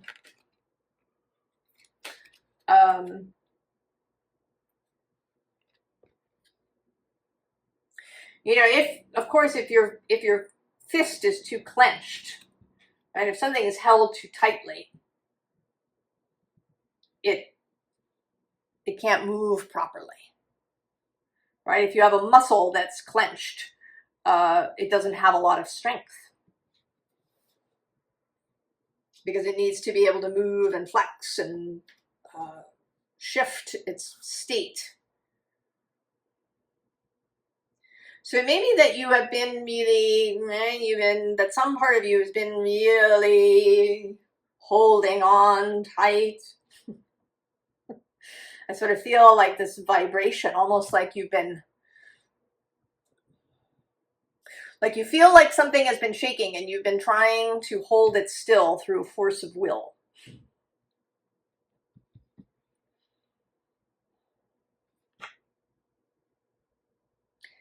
And I think what wants to be said here is that this is not necessary.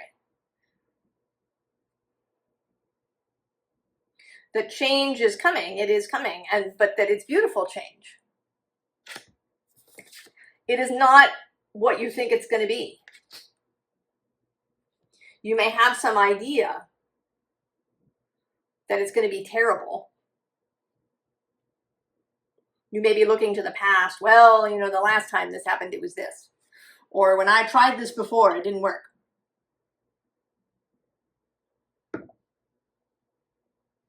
That's not what's happening.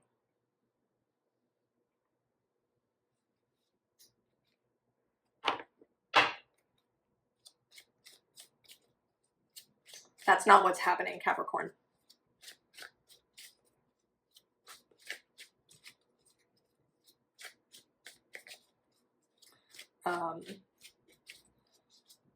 There is a gentleness to this if you will allow it.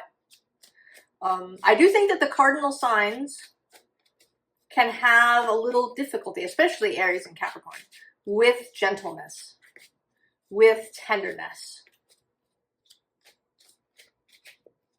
I think that when we have a lot of those energies, we have a tendency to be in lives where maybe gentleness is absent in the early days, or tenderness is absent in the early days. You might have had parents who were, you know, perfectly fine and gave you what you needed, you know, and weren't abusive or punishing in any way, but where there was no tenderness.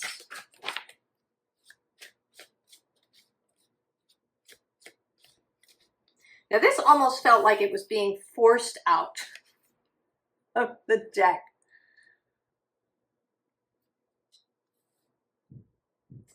This new mental paradigm.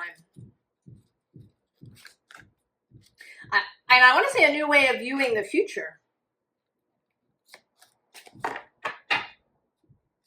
Ooh. There's the Eight of Pentacles. This is very you, although it's Virgo's card. Chariot. I think this is his fourth appearance. Here at the bottom of your deck, Cancer's card. Who's under the Eight of Pentacles? Oh yeah, see? Four of Cups. Someone, right? You're here working. Someone wants to give you a cup. But you're not seeing it. Maybe tenderness and gentleness and things just arriving without a lot of effort are alien. Right under here we have this Magician, oh, and then we have this Knight of Pentacles laboring away.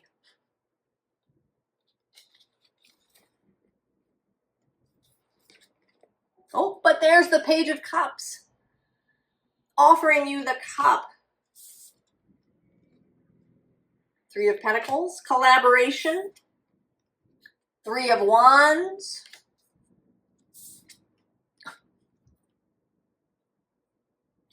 I'm sorry, Capricorn, it's the Tower. Well, it is the unexpected. You've been laboring away, beavering away, holding really tight to something, resisting some kind of change that has been calling you.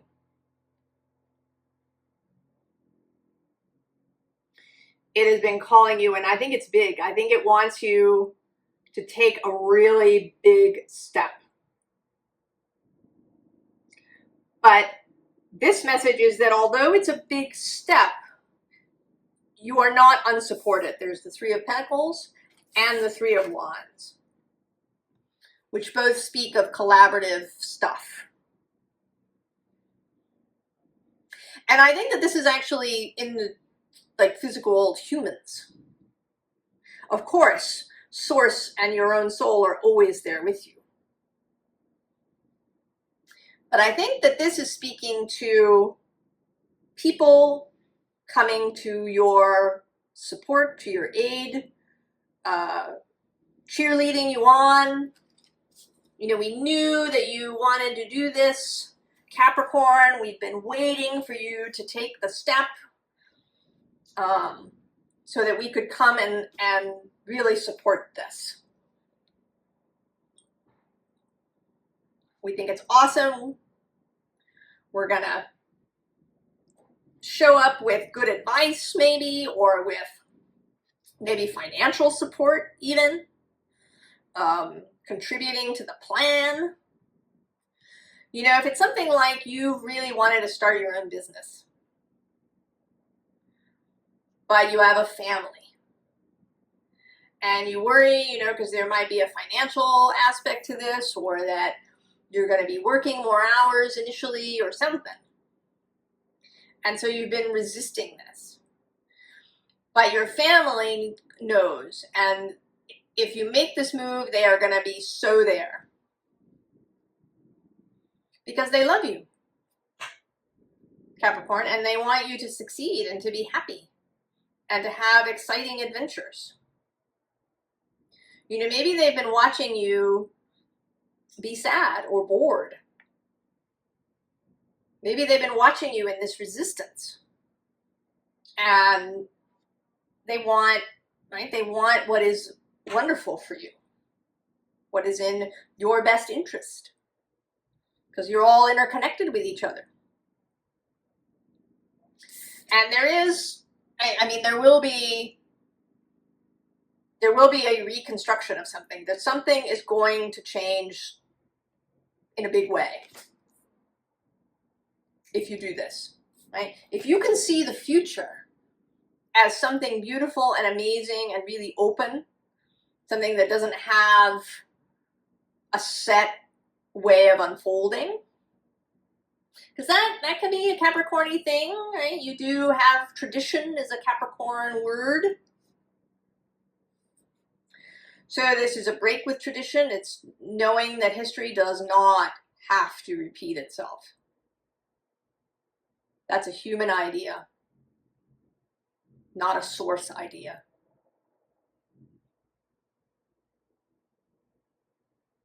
If you tried your own business before in the past and it didn't work out, that was then. This is now.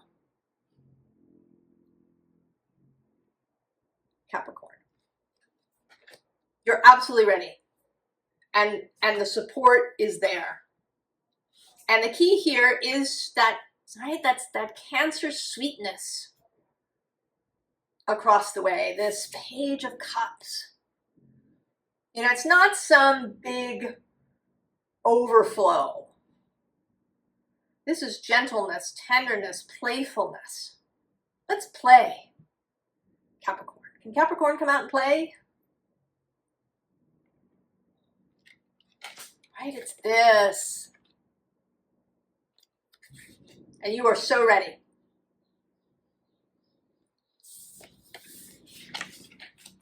So ready, Capricorn.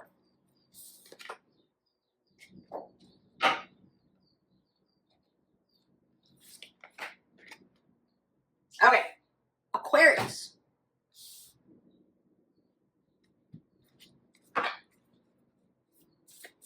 So, Aquarius. If you didn't watch the intro, I have not pre-pulled cards. And it's been very interesting. The side effect of cards, oracle cards, being able to appear repeatedly.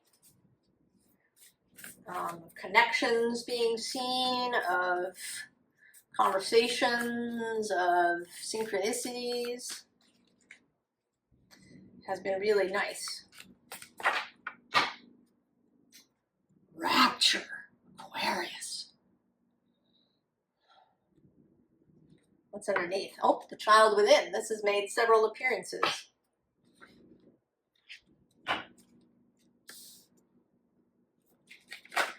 Rapture says, sensuality, love, devotion, romance, ecstasy, pleasure.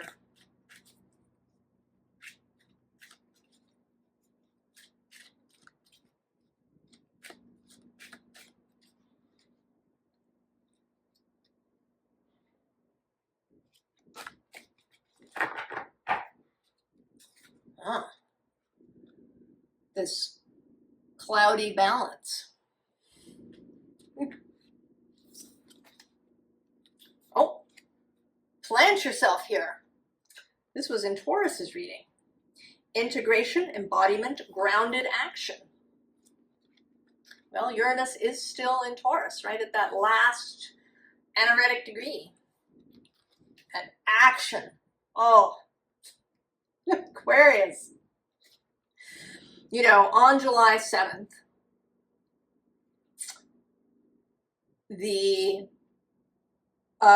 Uranus moves into Gemini. And then it will be trining your sign.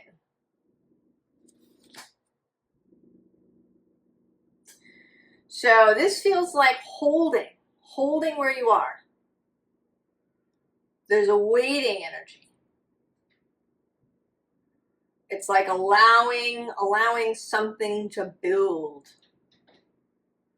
Allowing something, it's like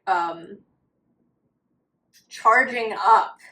It's like this moon is reaching full charge.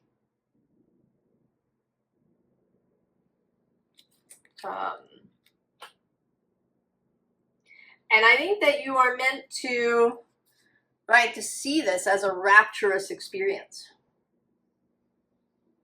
And you do have this ability. You know, although Uranus is your modern planet, and he's about action and movement and change and doing things differently and innovation, Saturn has, because he is this more earthy, solid energy, he has the capacity for rapture, for like staying in something and allowing the energy, you know, it's like orgasm. Particularly a woman's orgasm that builds and builds and builds and builds.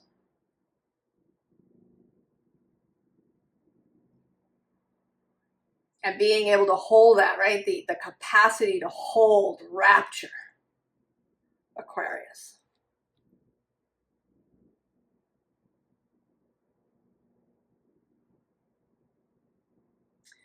Now, interestingly, we are going for an alternative tarot deck that was not a pre-chosen one. Being different.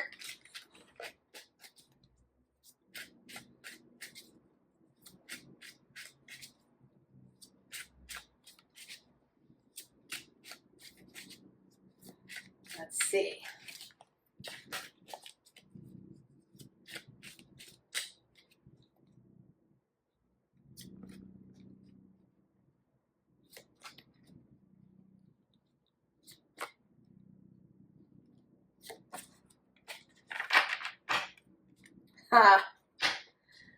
Ace of Cups. You are the water bearer, Aquarius. Six of Wands, victory on the bottom. So that, right, like the oh, and there's the moon right underneath. The moon charging, the cup filling.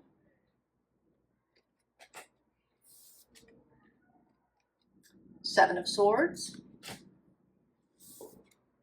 That's one of your cards. And 10 of Swords.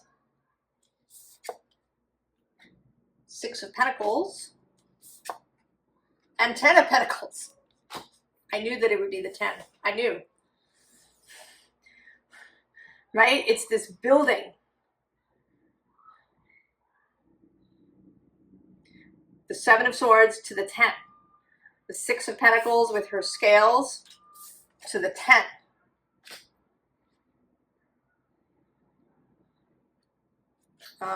Under this moon is the Five of Wands, Page of Pentacles, there's strength,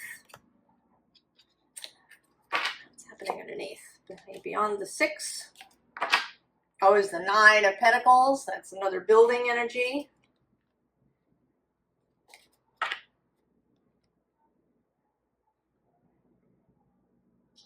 So you are waiting, you are charging fully. And it may not be until Uranus enters Gemini that the orgasm completes. That the moment to take action happens. And then I feel like it's going to be like just natural, like stepping through a doorway. It's just, you know, this energy of the leap, that there's going to be like no effort. It's like this filling of the cup, this filling of your moon, this filling of yourself, filling your own cup, drinking in all of this beautiful Cancer energy and goodness.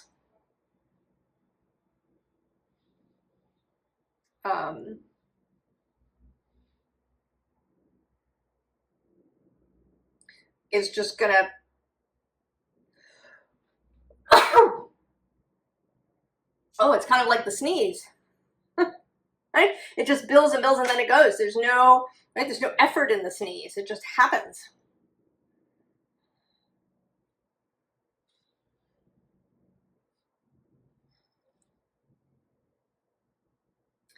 I don't know. I want to ask what, I don't know if there's something after this, if there's another piece of information we can have about this Aquarius. You know, where is it going? Is it, what's happening? Is there any more information we can have?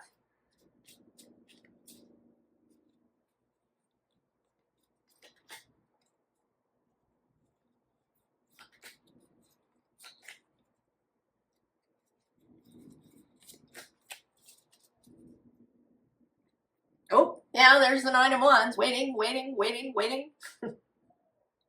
Waiting to tip over into the 10. The moon, which has shown up several times, here again underneath. Strength. Leo across the way from you. The Fool. The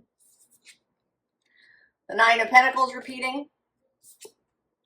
And the 6 of Pentacles repeating. So I think it's probably different for each of you. Whatever this is that you're waiting to take action on. But you'll know when the cup is full, when the moon is fully charged, when the strength has reached its peak, you'll just fall. The action will just happen. No force will be necessary. Right? It will just be, it will be effortless. And then the beauty will arrive.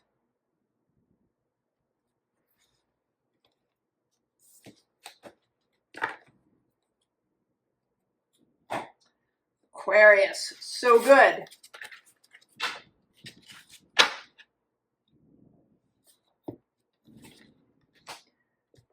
Pisces. Pisces. I've been doing the reading differently than the moons usually.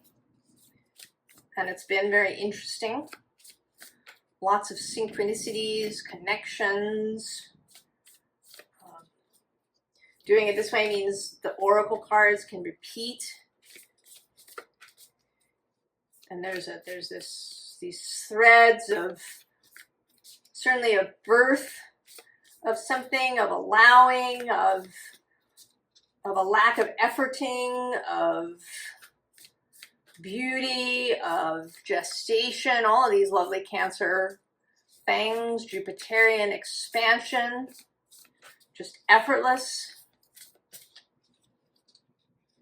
but also waiting for the moment to act. And for the 3rd time, plant yourself here.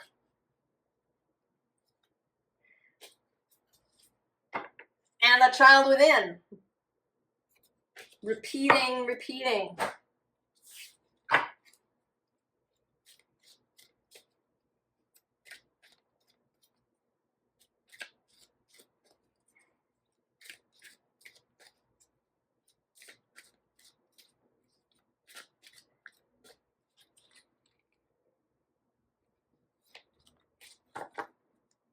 Oh, action. And this was in Aquarius's reading. That's happened several times, that a card that was in the previous reading shows up on the bottom here.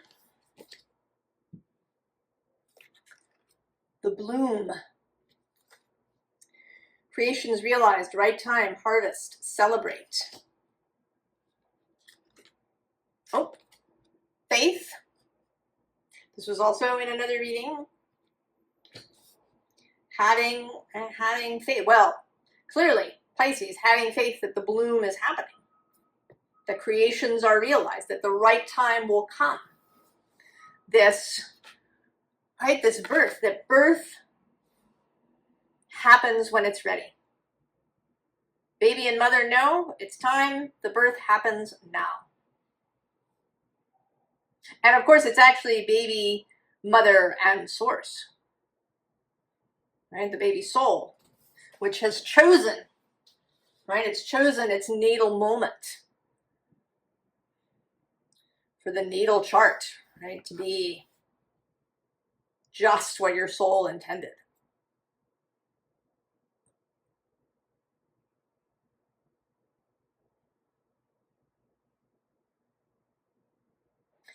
And there's something really about not sweating it in any way.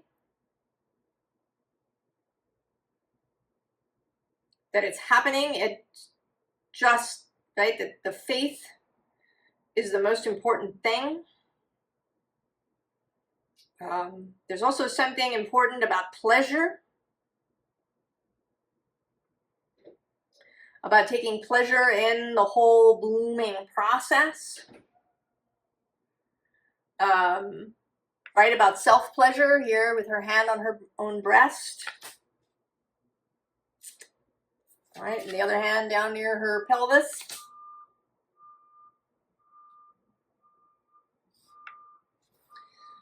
All right, other repeating energies through this: rapture, pleasure, heat, sacred waters, the child within, allowing something to build.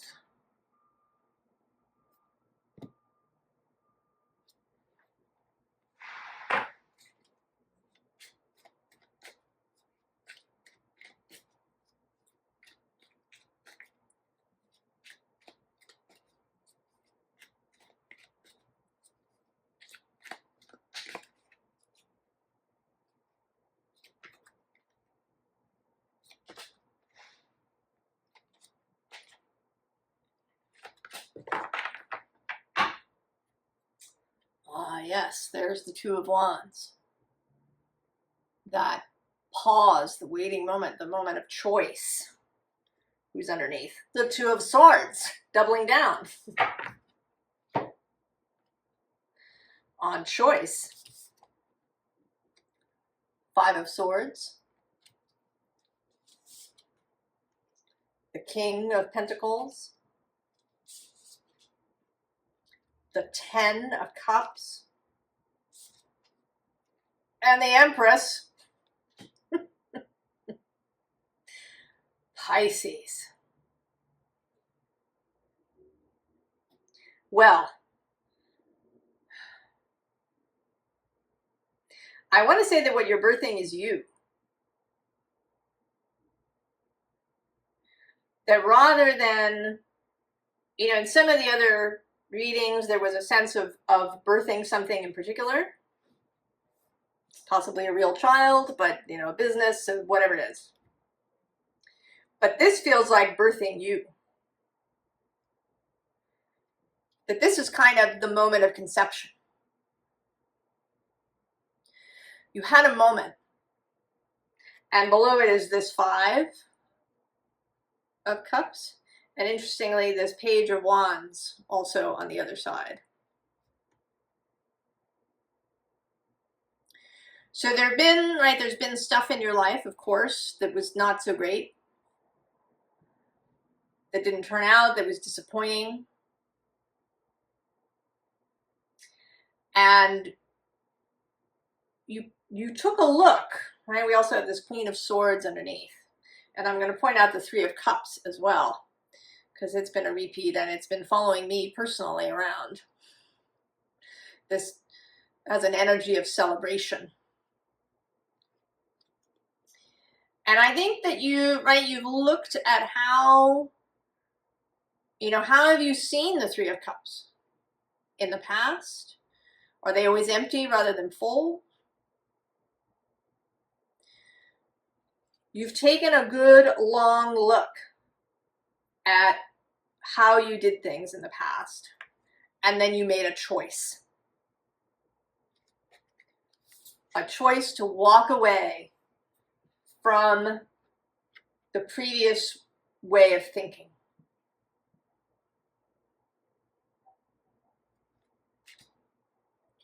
To embrace a creative energy, an energy of plenty, an energy of knowing that there is plenty if you've had a sense of scarcity in the past. Also, perhaps abandonment issues.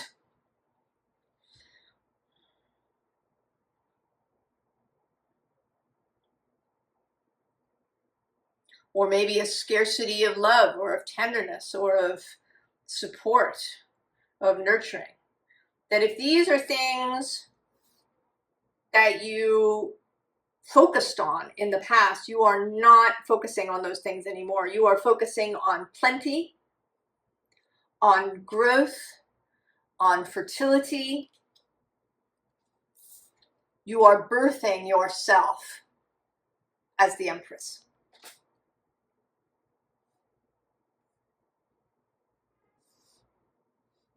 You are birthing yourself as the Empress. Jupiter in Cancer. He's your planet. He's an exalted guest. He is there at this new moon. You are birthing yourself as the Empress, as this creative force of expansion and prosperity and fecundity.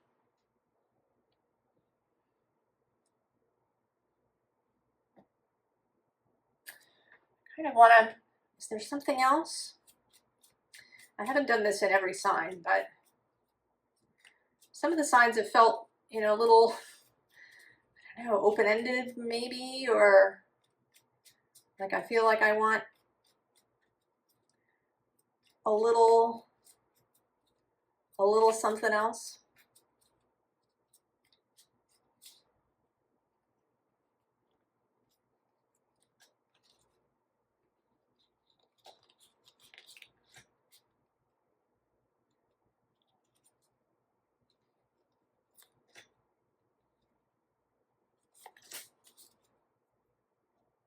Huh. The Devil. The Devil. Oh, and the Lovers. Oh, and below the Devil is the Hermit. Oh, Pisces. Pisces North Node. I did a Pisces North Node reading. You may want to watch it.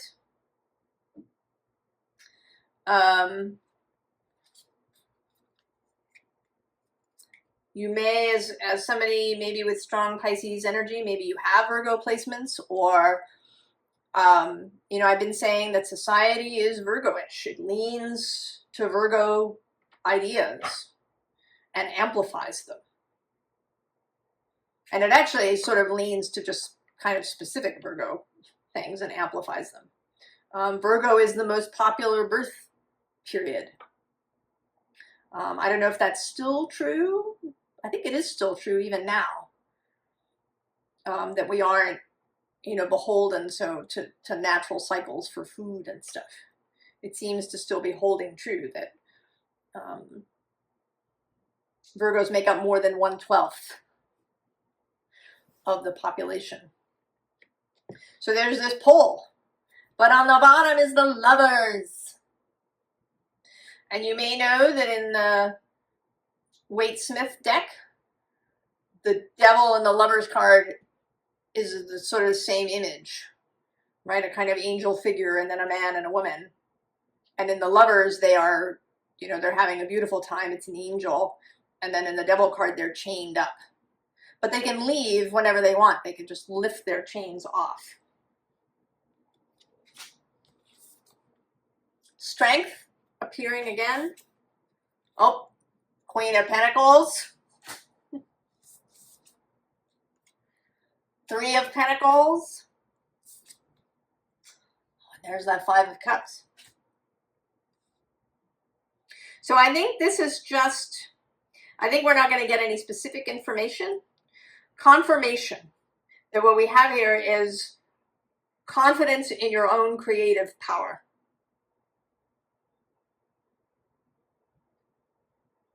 That you can collaborate when that is appropriate, but you can also keep your own counsel.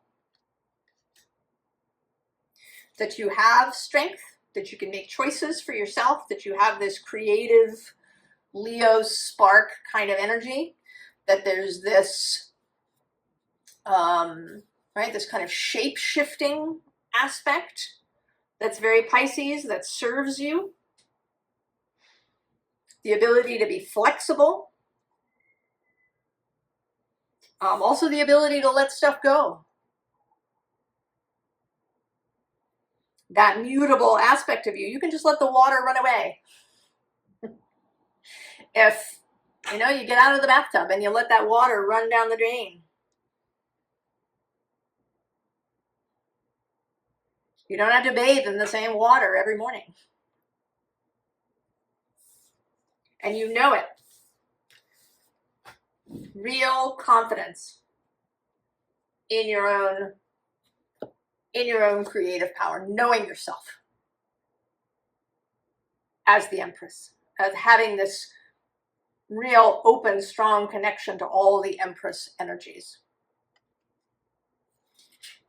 Pisces. You know, I kind of want to do a collective. Now, I didn't do it at the beginning. I'm going to do it here at the end. Maybe it'll have, right, a kind of added meaning.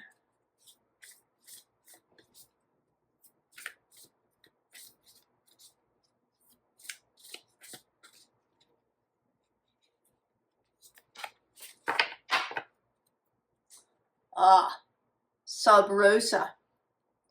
Hidden in plain sight, mysteries, learning and teaching. Oh, and the crowning, right? The crowning of the baby's head. Initiation, thresholds, birth, rebirth.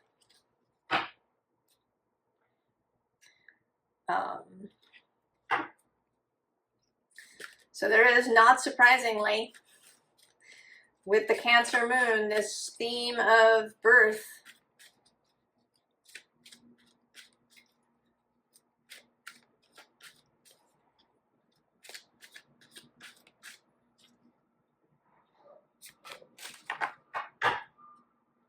Oh, resilience.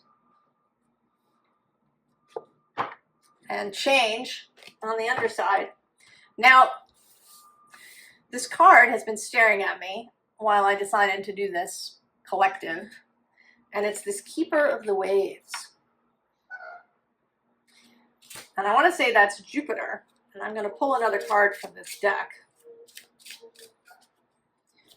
for this collective.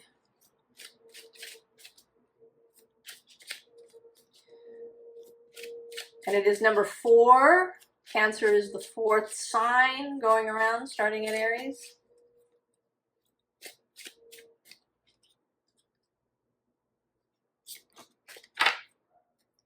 Oh. Listen.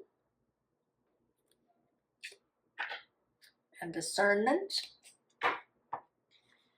Is it for you? Relief.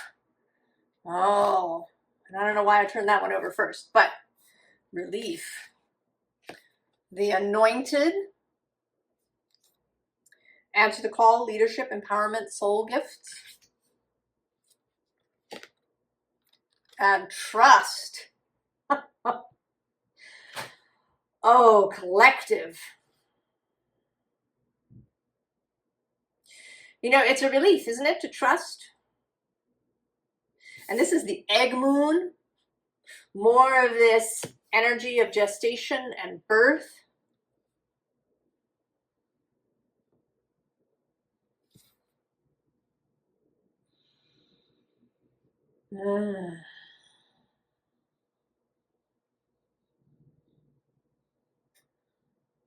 There is so much possibility. There is so much possibility of beauty and of birthing something amazing. And that it can really, you know, if we're not talking about a birth that's happening now, there is also, I think, a conception that may be happening now. Because it is the new moon. That could be a conception. As a general rule, when you're talking about human women and cycles, generally ovulation and therefore conception happens at the full moon. And then the menstrual cycle, the period begins, you begin bleeding on the new moon. But it's not always true. It can be the reverse. I have experienced the reverse personally. In fact, I had a cycle that moved around through the year and changed. So there's all these possibilities. Now I think I want a new tarot deck for this.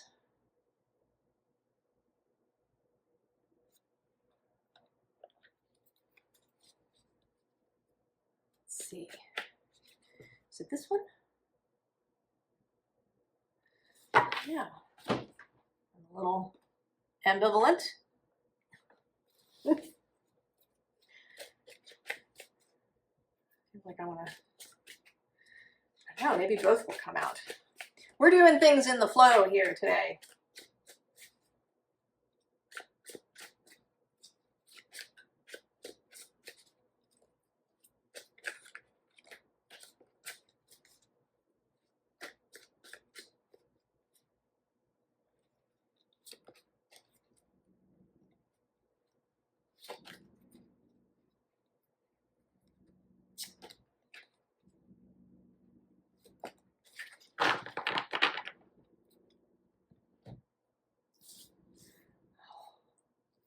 Well, that's a couple of interesting things. One, I stopped shuffling this deck and the Three of Cups is on top. It's been following me around. And it appeared several times in this reading, as did the Ace of Pentacles and the Strength card. And the World, actually. And Judgment. And the Sun. And the Three of Pentacles. All of these cards appeared so far in the readings. The Empress. The King of Pentacles. On the underside is the Hermit. Oh. So then we also have the Four of Cups, which is shown up. Right? The willingness to accept the cup. And then on the underside here, we have the Knight of Wands. Right, an energy of openness, of calling to something, of attraction. Empty nest. The Ten of Pentacles. Oh, the Hierophant coming out in reverse. Oh. And the Herbalist. Well, you know, this seems like everything that we're leaving behind. right? This overthinking thing with this open brain. Right? We're emptying the nest. We're emptying the nest. Climbing out of the old, climbing out of the Ten of Pentacles. Leaving the old Hierophant behind. Previous paradigms, previous belief systems. We're going to start again. And we're not going to hide behind things. We're not going to hide behind things.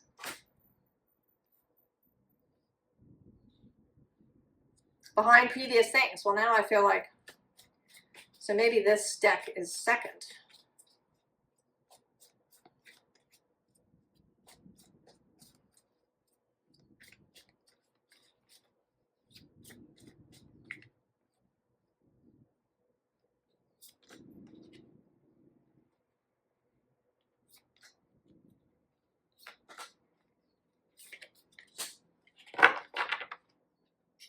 And there's the sun at the bottom.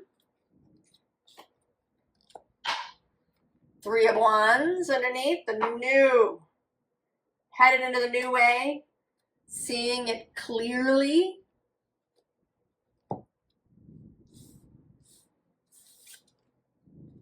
King of Wands. 10 of Cups. 7 of Cups. And Judgment.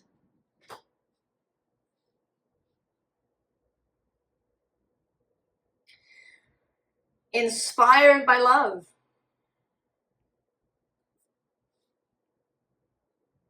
We can be inspired by love and by, right, really care of other people. Inspired by tenderness for other people.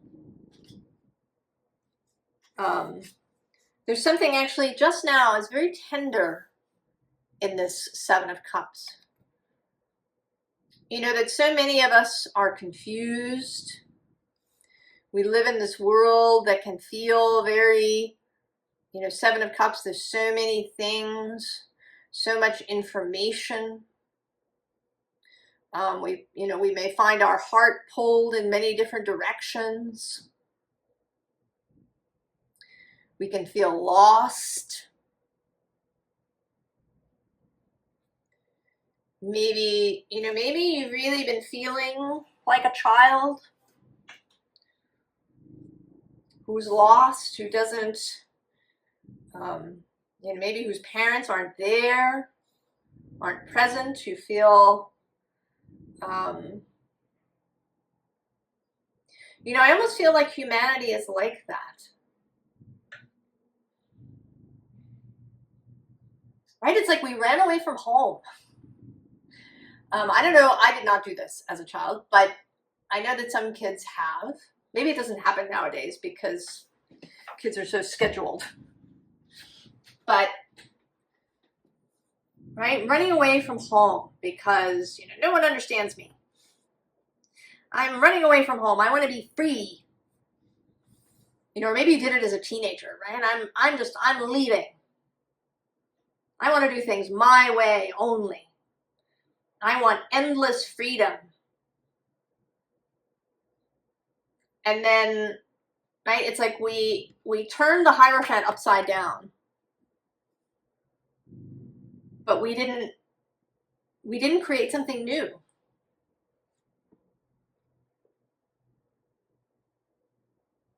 The power structure, what one might think of as our view of Saturn, of parenthood, of you do what I say, kind of a thing. All the ways that there was cruelty and domination and all of these things. But that we swung too far in the other direction. And that now we're like children wandering around. We don't know what to do. Because we eliminated the structure. We did terrible things with Saturn. We tried to push him aside in one way and you know, use him against others in other ways. But now he has come into Aries. He's joined up with Neptune. There is a real chance for a new possibility. He's associated with Aquarius. Aquarius isn't just the future and the collective. It's institutions. You know, it's schools and governmental structures that we create in common. It is the commons.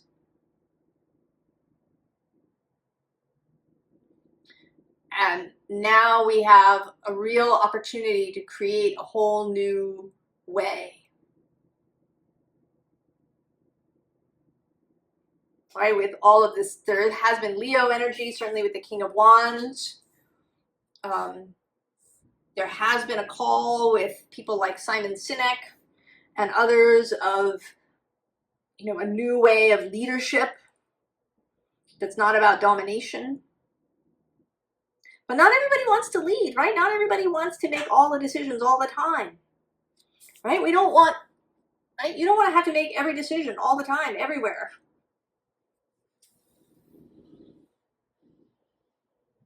You can't do it. It makes you crazy.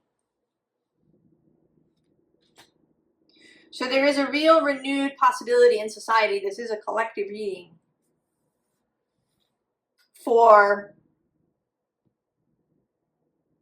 to re-embrace an enlightened leadership, to call for it, to demand it, and for everybody who is called to be a leader to answer the call. Judgment. And it, you know, might be in politics, might be in industry, might be in the creative arts, right? There's leadership in all kinds of places, in schools, in family matters, in medicine, in civil engineering, in all kinds of ways, in industrial design.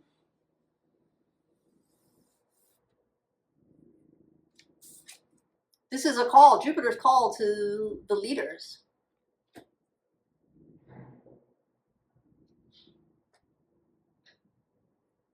To accept, I think if you're here and you've either stayed through the collective or you've navigated here, that you're a part of this leadership in some way.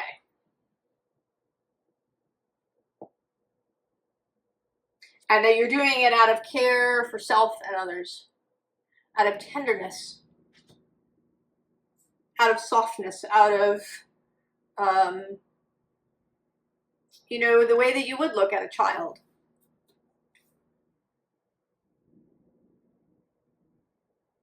You know, not that you control everything that child does or try to prevent the child from growing or learning. You lead. And I hope you answer the call. And I hope that you have a lovely, beautiful, rapturous, ecstatic Jupiter new moon. I wish you the very, very best, and I will see you next time. So long.